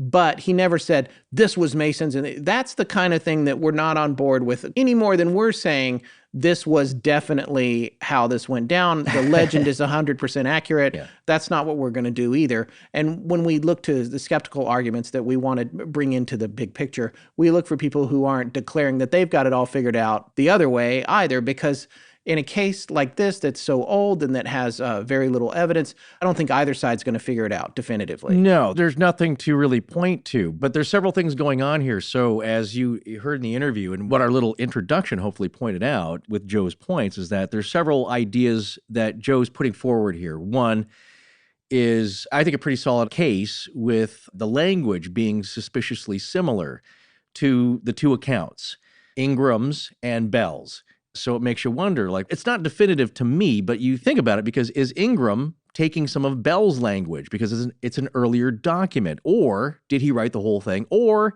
is there some kind of combining, one document's bleeding into the other, and so words like detective that may have been anachronistic for the mid-19th century are now being used and known in 1894, and that's where Ingram's getting them. And is he maybe taking some liberties, or just forgetting, or just embellishing, or just filling in the gap? So you don't know, but it does raise some interesting and valid questions, I believe. Joe Nickell points to. And so this other area where Joe is raising some criticisms or finding some unusual patterns is all the Freemasonry lore and the imagery and the allegories. And you wonder, I do mostly, what's the point of that? Well, and I'm pretty well satisfied from what Mike said that there's probably not a connection there. But what I did think was fascinating that Mike said was how a lot of the stories seemed like an allegorical representation of preparing for death when it came to John Bell. So that's really interesting to me too. You know, the taking off of the shoes, the digging for the treasure is a grave. There's a whole lot of other symbolism there that you can find as well. But again, maybe that's me looking at that and being like, oh, it's a death allegory. Oh, it's a Mason allegory. Right. Or it's whatever you want it to be, you know? So yeah, it's hard to say what it is or it isn't. And then you get into the whole thing as like, is it so crazy because it's all true? Or is it so crazy because every stitch of it's made up? I don't know. I don't know. Right. I usually kind of believe there's a blend, is that there's some veins of truth. There's some things stuck onto that, and then you get this great big story, which, again, we love the story part of it. We consider ourselves entertainers and storytellers, to deflect the flack from real science, and you guys don't know what you're talking about. Well, we're presenting stuff to you. But in the question of all this Masonic imagery that's showing up in the account, I go back to, well, if Ingram is making that up, is he borrowing that because it's good story fodder? It's like, ooh, here's some symbology and imagery, and it's classic, and it's ancient, and it'll fit in with this, and I need to sell some copies. This will really give it the kicker. Is he trying to embed this piece with Masonic lore and imagery? Is he recruiting for the Masons? Is he doing it to, like, that's that one theory of like putting in ancient knowledge into things, into common things. Well, and that's something Mike talked about that I actually wound up cutting for time from the main show here, as you can tell by how long it's going. It is available in the full interview at Patreon, but he talked about how that kind of stuff is present in other books, which we asked him about, specifically ones that Rudyard Kipling had written, including The Man Who Would Be King, which is Forrest and I's favorite movie. One of them, sure. Yeah, one of our favorite movies. I would say when I say it's our favorite movie, I think if you asked us both what a movie was that we both agreed was really great, that would be it. And then the other book was The Jungle Book, which he went into specific details about how there's all kinds of Masonic messages hidden in those books.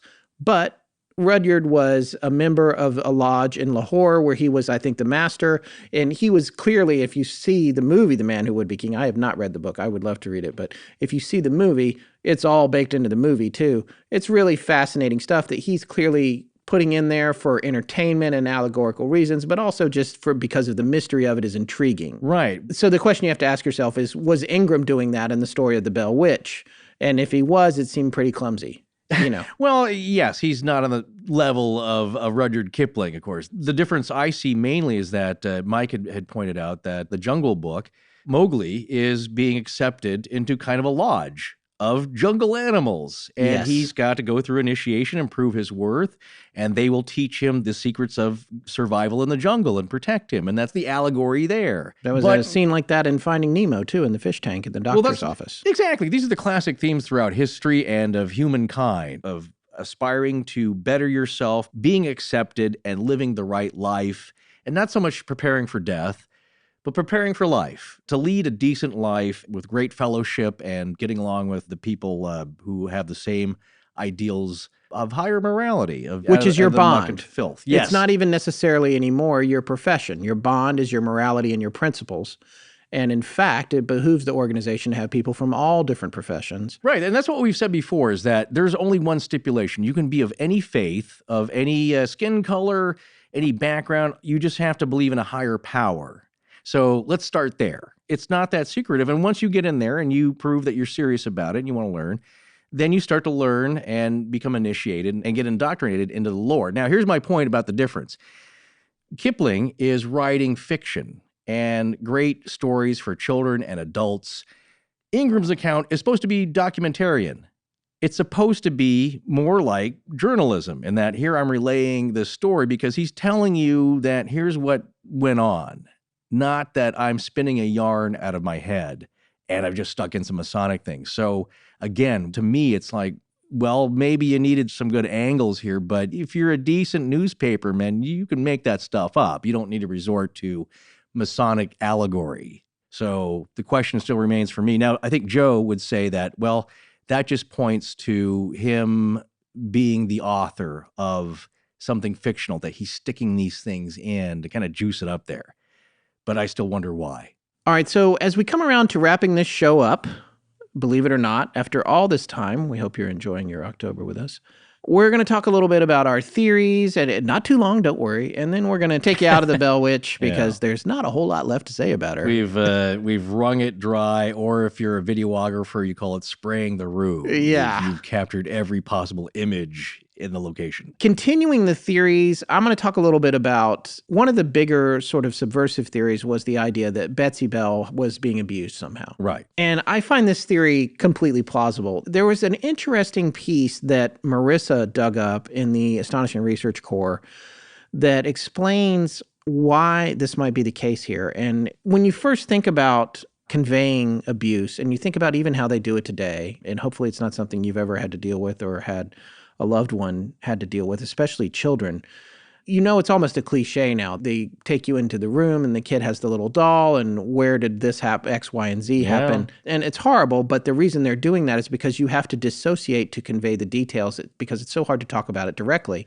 That's exactly what this one dissertation is saying that was written by a University of North Carolina at Chapel Hill student, Ariel Gratch. It's called Haunting Stories of Abuse, Revealing Ghosts Through Critical Performance Ethnography. UNC Chapel Hill, Ann Arbor, 2008. That must be the publisher. So I just want to read this quote from this dissertation. I realized that the story of the Bell Witch allowed me to examine an explicit story of haunting. In the story of the Bell Witch, a spirit needs to be conjured to tell the story. The spirit manifests for multiple reasons and for multiple people. Most importantly, however, the spirit exists to allow Betsy's story to be told.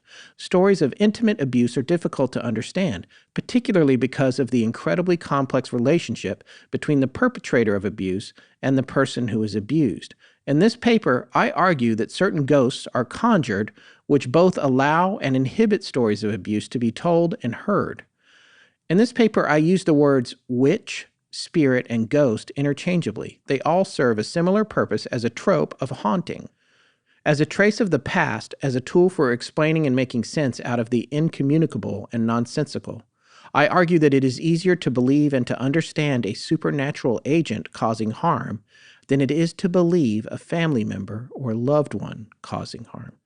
I think that's a super fascinating viewpoint right there, and it definitely quantifies in a far better way than I could have my own thoughts on the possibility of some of the origins of this story and the idea that Betsy was possibly being abused by John Bell Sr. or someone else in the family. Right. Then it brings up questions for me is that then is the Bell Witch story an allegory to portray the abuse? And by whom? Not the abuse by whom. Probably John Bell, because he's the one who's killed for his crimes, if that's part of the story. But who is coming up with this story? Is it Ingram? Is it partly the Johnston line?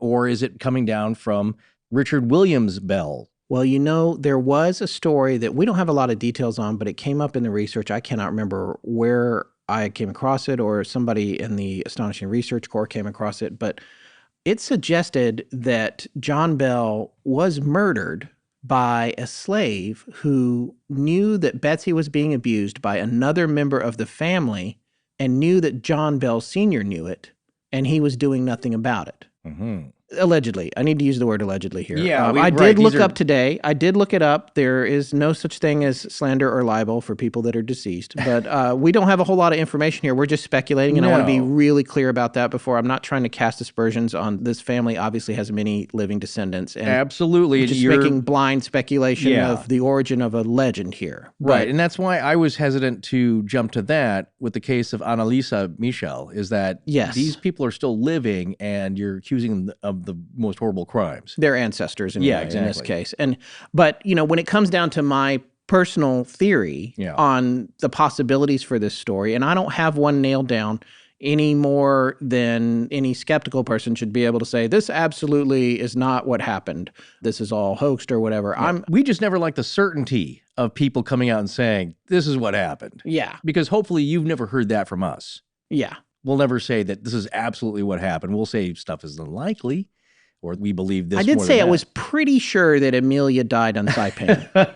That's the only time I felt real good about something. In all our shows, I feel this way. But it's based entirely on anecdotal evidence, so you can't say it definitively. And that's kind of why Brian Dunning's, I believe, his point of view in this, and that it's so hard and maybe not even worth it to analyze this on the basis of paranormal events because you don't have any solid record of it. And everything that you do, he can bring into question for its veracity and authenticity. So His point of view was like, I don't know, this is so out there that you're never going to get good footing on this, so why bother? I guess for me, the thing that makes sense in my Dateline Keith Morrison head is that John Bell was up to something that wasn't good.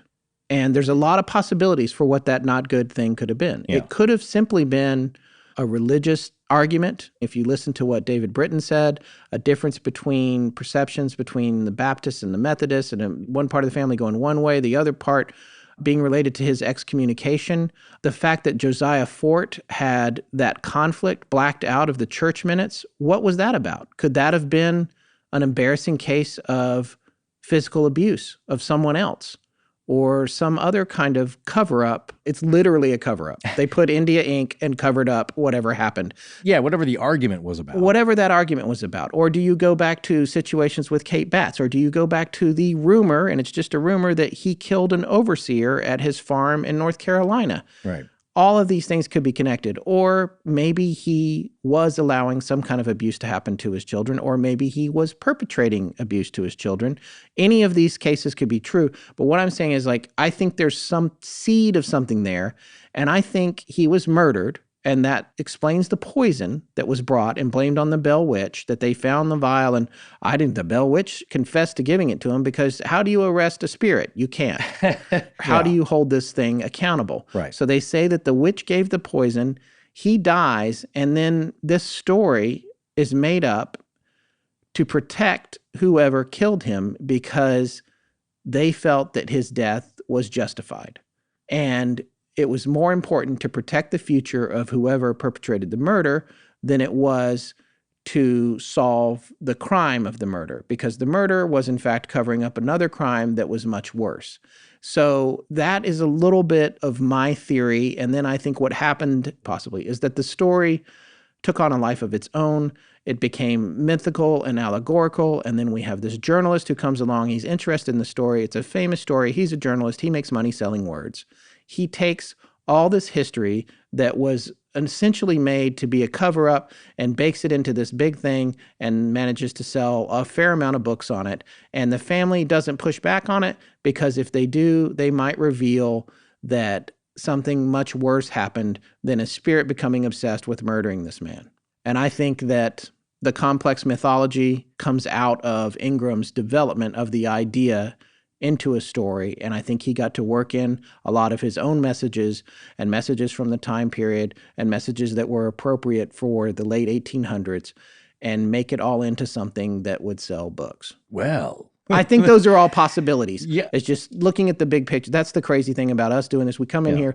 I knew absolutely next to nothing. I actually knew nothing about this story a month ago. Zip. I didn't even know what part of the United States it had taken place in. Right. I didn't know it was 40 miles from Kelly Hopkinsville. Yeah, that was a surprise. To suck all this information in and just live it and breathe it like we've been doing. It's 1:30 in the morning. We're finishing this part now. We were here until midnight last night doing the same thing for the two halves of part 2 of this show. We have been fully immersed in it.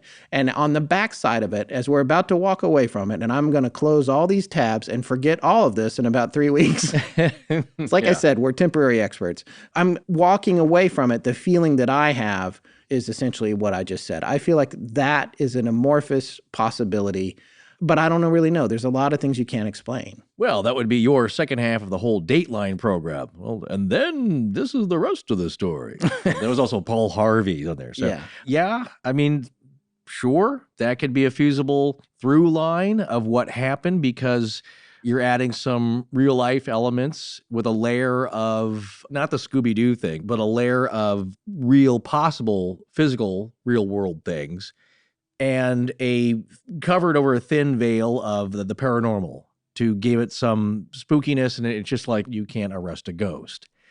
But for me, there's too many elements that are paranormal in aspect and real world, and I think it's a lot of speculation. If you're looking at me, like, now's the time for me to chime in on my thoughts.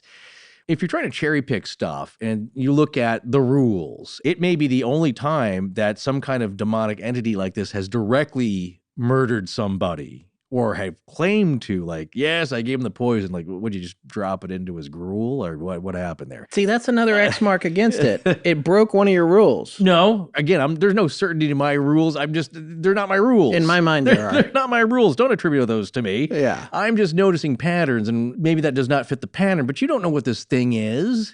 It's not a witch, as we know medieval witches and sorcery and that kind of stuff as we know today. I'm coming to some interesting ideas here, possibly. That's a weird thing, but who knows? You can't control these things, and a lot of people don't even believe in this stuff. So then you're taking it at face value, like, okay, well then the abuse happens, but who's making up the story? Is it Ingram later on? It would be a weird thing for the family to do then, of like, why does Betsy have bruises? And the other kid's like, well, there's a spirit slapping us around. Then what about the accounts of the other people? Again, the other family that has to join in on that. The Johnstons, who also claim like, no, I went over there that evening and it happened to me. That story's been told through our family line ever since, 5, 6 generations of people. Again, that fits into my theory in that the children are the angelic beings in this story that need to be protected. And if the evil was John Bell Sr. or was related somehow to that, then the entire community works to cover up the murder of the person that was perpetrating this evil against the children. Possibly, but that's a lot of speculation. And so I couldn't agree more. You're making your own Ingram book now. Yes, I am. You know You're right. You're right. That is another version of an Ingram book of like, well, this is what happened possibly. You're right. There's a lot of abuse and the whole town was in on it. So it's murder on It's a great movie. This is a great movie. Well, it's called Murder on the Orient Express, Yeah. except it's happening in Adams, Tennessee. That's what's happening, is that everyone's chipping in to right or wrong, and they're all doing a little something wrong in the process. That's not a spoiler. You should have read the darn book years ago. It's all right. They just remade it. But getting back to, that's one interesting rule, is that you're having some kind of entity have a hand in this, literally, but I can't speculate on that either. I don't know what's going on. I'll never tell you, like, it's a ball of demons.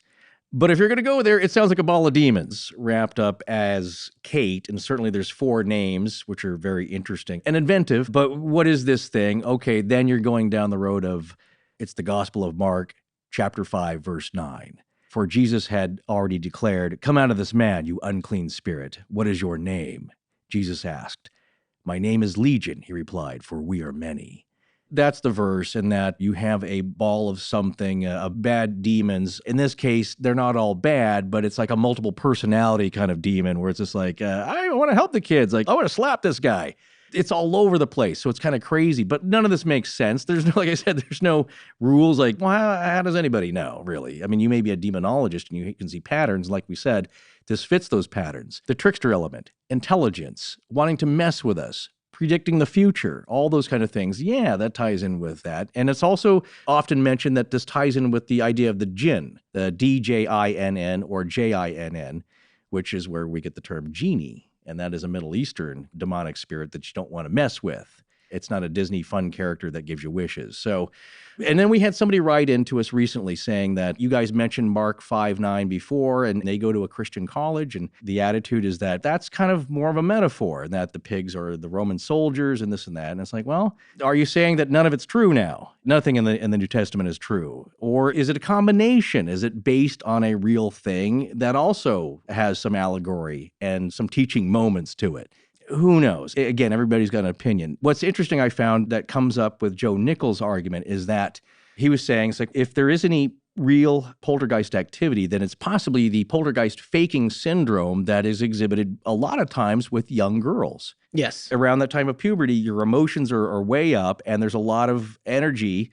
None of it's, of course, been proven in a lab, but that has been seen to be a case, and it's a theory. So here you have maybe somebody who is being abused, who's an 11-year-old girl. We don't know in the family, but a lot of emotional turmoil and stuff is happening. Right. That would be the spontaneous psychokinesis, I think, or something like that, which I know that Dr. Barry Taft talks about a good deal. And he's somebody that we had explored some of his research relating to the case of the entity, which is something that we're looking at doing next year. That's an interesting thing because you're saying it's both. There's abuse and something going on as a result of the abuse that defies rational explanation. We don't know. This is a big bouillabaisse of folklore, possibly real things happening, possibly really strange paranormal things happening, mixed in with ideas of witchcraft. This is my Murder on the Orient Express. This whole story has got There's just so much going on. The political, religious, socioeconomic turmoil of the time. There's possibly straight paranormal stuff where it's just real. It's like voices disembodied. It would be certainly one of the best cases I've ever heard of that happening, and the most powerful, vibrant, robust kind of hauntings. So that's remarkable in that sense. I can't make a decision of what's going on. It's not even one that's kind of fun to want to believe in just for yucks, for fun, because it's kind of serious, and you're dealing with the real family stories here that they believed in, and I don't want to mess with that. But again, there's so many different ideas of real-world stuff like possible abuse, frontier living, PTSD from the War of 1812. There's 100 different factors here. So here's just a couple of interesting points that we had a listener who's kind of a fan write into us, who also has studied Wicca and neo-paganism and the history of witchcraft. And one, they were talking about the general idea is the Bell Witch, does that have anything to do with real witchcraft? And one, they were saying like, well, certainly nothing with Wicca. And two, yes, all the things that we've been saying before of basically like that's the product of that time after the Salem witch trials and just people's idea of like anything kind of weird like that, it's witchcraft, it's sorcery. And so maybe that it is covering for abuse. There's something bad going on there. John is sick. He died in 2 days. He was muttering and his face is contorted. That's got to be witchcraft. As this person pointed out, more like sorcery, where it's like very base and immoral rather than like white witchery, I guess. And then here's another idea that they just sent in today, which is interesting. And I'll just kind of read the email here. I don't know if anyone has pointed this out to you guys, but you may find the concept of the egregore interesting. And the definition here, it's on Wikipedia. We'll have a link. A thought form or collective group mind, an autonomous psychic entity made up of and influencing the thoughts of a group of people. And then their statement after that was, it's also gained traction in some modern witchcraft practices as an entity that the creator makes and then feeds, quote unquote, energetically to be able to do specific tasks, much like the golem, but without a physical body. There is also some discussion about what happens after the death of the creator, or if the egregore is accidentally overfed. It's thought that they don't get fat. They will either keep doing their thing or gain a degree of sentience/independence, which means they could run amok. We're back to the Tulpa thing of like some kind of, who knows, created thought form, and it could be unwilling, but suddenly now this thing is tormenting a group of people that are all sharing this psychic energy. So that's an interesting aspect I had not really heard of. So what happened in the past, we'll never know. I think you're right about that. There's so many different factors, so many interesting things, and possibly just stuff that's folkloric, and Southern folkloric specifically with Tennessee. But I always look to what's happening now with that. So if you believe that the place, the land itself, the terra has got some kind of spiritual mojo, it's a cross section, it's a crossroads of some kind of activity. Not saying that is, not saying I always believe in that. A lot of people have said that though. So you wonder like, what's going on today? Is there anything recent that's happened? Now, the original homesteads are no longer there, but some of the Native American burial mounds are. And we still have the Witch Cave. And what's happened there, because that's still around, and that has some burial plots inside of it. Take the example of journalist David Gerard and photographer Bill Wilson, who in October of 1986 set out for their employer, the Tennessean newspaper out of Nashville, to spend the night in the Bell Witch Cave. The article on this event is front page of the October 27th issue of the paper that year. The cave at the time belonged to, and may still, the Eden family. W.M. Eden Sr. was 67 back in 1986 and farmed soybeans and tobacco at the time on 105 acres of what used to be John Bell's estate, the piece of the estate with the Bell Witch Cave on it. The guys live in the area. They knew the story of the Bell Witch. They were locals. Now, the Eden family was running tours to the cave back then, charging $2 a visit. It's $12 nowadays. The Bell Witch is famous to this day, and according to W.M. Eden Sr., the cave was helping the family get through some tough times with the farm. There's a case for keeping the cave tour interesting, right? But listen to everything that happened. They took the customary tour of the cave in the early evening, and then with the Eden family's permission, stayed behind with sleeping bags. Bill, the photographer, was an experienced spelunker. In fact, he was a member of the National Speleological Society, and prior to 1986, he had explored miles of caves throughout Tennessee and Alabama. He was apparently nonplussed up to this point, stating, "It's a grunge hole." Their plan was to sleep near an empty grave where a Native American child had been buried in antiquity, the body long since gone. Bill was more concerned with the preponderance of brown recluse spiders in the cave than anything else. Their bite is poisonous and can be fatal, albeit mostly only to children under the age of 7 or people with weakened immune systems. Still, you don't want to lay down in a cave at night with so many of them that you can't even count them because if more than one bites an adult, well, you get the picture. David and Bill were discussing the recluse situation when they heard the first sound to immediately put them on edge. Listen to this excerpt from the article in the Tennessean. "Did you hear that?" I said. "I have never heard a noise like that in a cave before," said Bill. There was a third growl like before, but this time louder than our own voices and increasing in intensity. It seemed to come from just around the corner. "Let's go," Bill said. We went. We walked to the gate about 20 yards from the first room, stopped and looked back into the Bell Witch Cave. Now, David and Bill were fairly freaked out at this point, but they were there to get a story and hesitant to leave after only a short while. You see, the cave has 2 rooms, and they had always been in the front one. The sounds seemed to come from deep within the second room. They decided they must have imagined what had happened and that they'd give it one more shot, sitting down again in the first room. A quarter hour passed and they heard only dripping water. Then it was there. Bill thought it was a jet, and sure enough, as they got closer to the mouth of the cave, the sound became clearer. Whew, they thought. They must have felt their minds had been playing tricks on them. But then, that was enough. They left. Of course, David and Bill spoke to William Eden about it. I mean, after all, it's a tourist attraction, isn't it? It would make sense to scare us out of our minds. They examined it thoroughly, looking for jugglery. They did find some wires, but when they followed them, they only went to lights. Eden told them, "Why would I need speakers? The cave makes its own noises," and added, "I believe in Kate," said Eden. "I call her a spirit and she's never hurt me. I've had to fight to keep the covers on my bed, and I've heard footsteps that lead right up to my bedroom door. You get used to it." Eden is a believer, and for those who believe, there are many theories of what the nationally known Bell Witch is, ranging from the ghost of an Indian whose grave was disturbed to an energy mass from another dimension. Eden also believed at the time that Kate roamed freely around Adams, spending her nights in the cave. David Gerald and Bill Wilson returned to the Tennessean as a bit of a laughingstock. "Run off my noises? You could have had a Pulitzer Prize-winning interview with a ghost." A year later, William's 37-year-old son was quoted in an article as saying, "May God strike me dead if I'm lying, but we did not do a thing to cause that."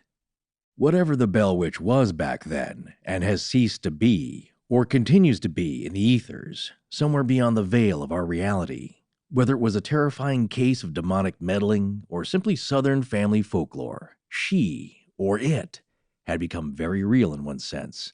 And that the Bell Witch legend lives on to this day. And if you choose not to believe in her, or you disrespect her, or you insult her memory, she might just slap some belief into you. Never forget, she knows exactly where you live.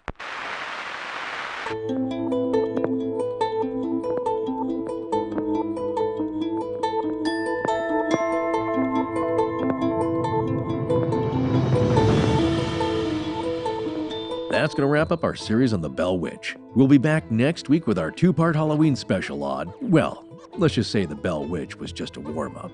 Special thanks again to the Ark and my son for playing a little boy stuck in the cave. Please remember to support our sponsors, and if you'd like to attend our meetup in Los Angeles on December 2nd, RSVP at our Facebook group or via email to astonishingcontact@gmail.com. Special thanks to John Boland. Hi, I'm Scarlett. Hi, I'm Scott Philbrook. I'm Derek Smith. I'm Forrest Burgess, and I give permission to T as in Tom. To use my voice however they see fit, galaxy-wide and... C as in cat, C as in cat, C as in cat, C as in Our cat. show is edited by Sarah Voorhees-Wendell, and the theme is by Judson Crane. Sound design is by Ryan McCullough. Special thanks to the Ark and its lead researcher, Tess Feifel. But most importantly, we want to thank our listeners. You can find us online at astonishinglegends.com, as well as Facebook, Patreon, Twitter, and Instagram.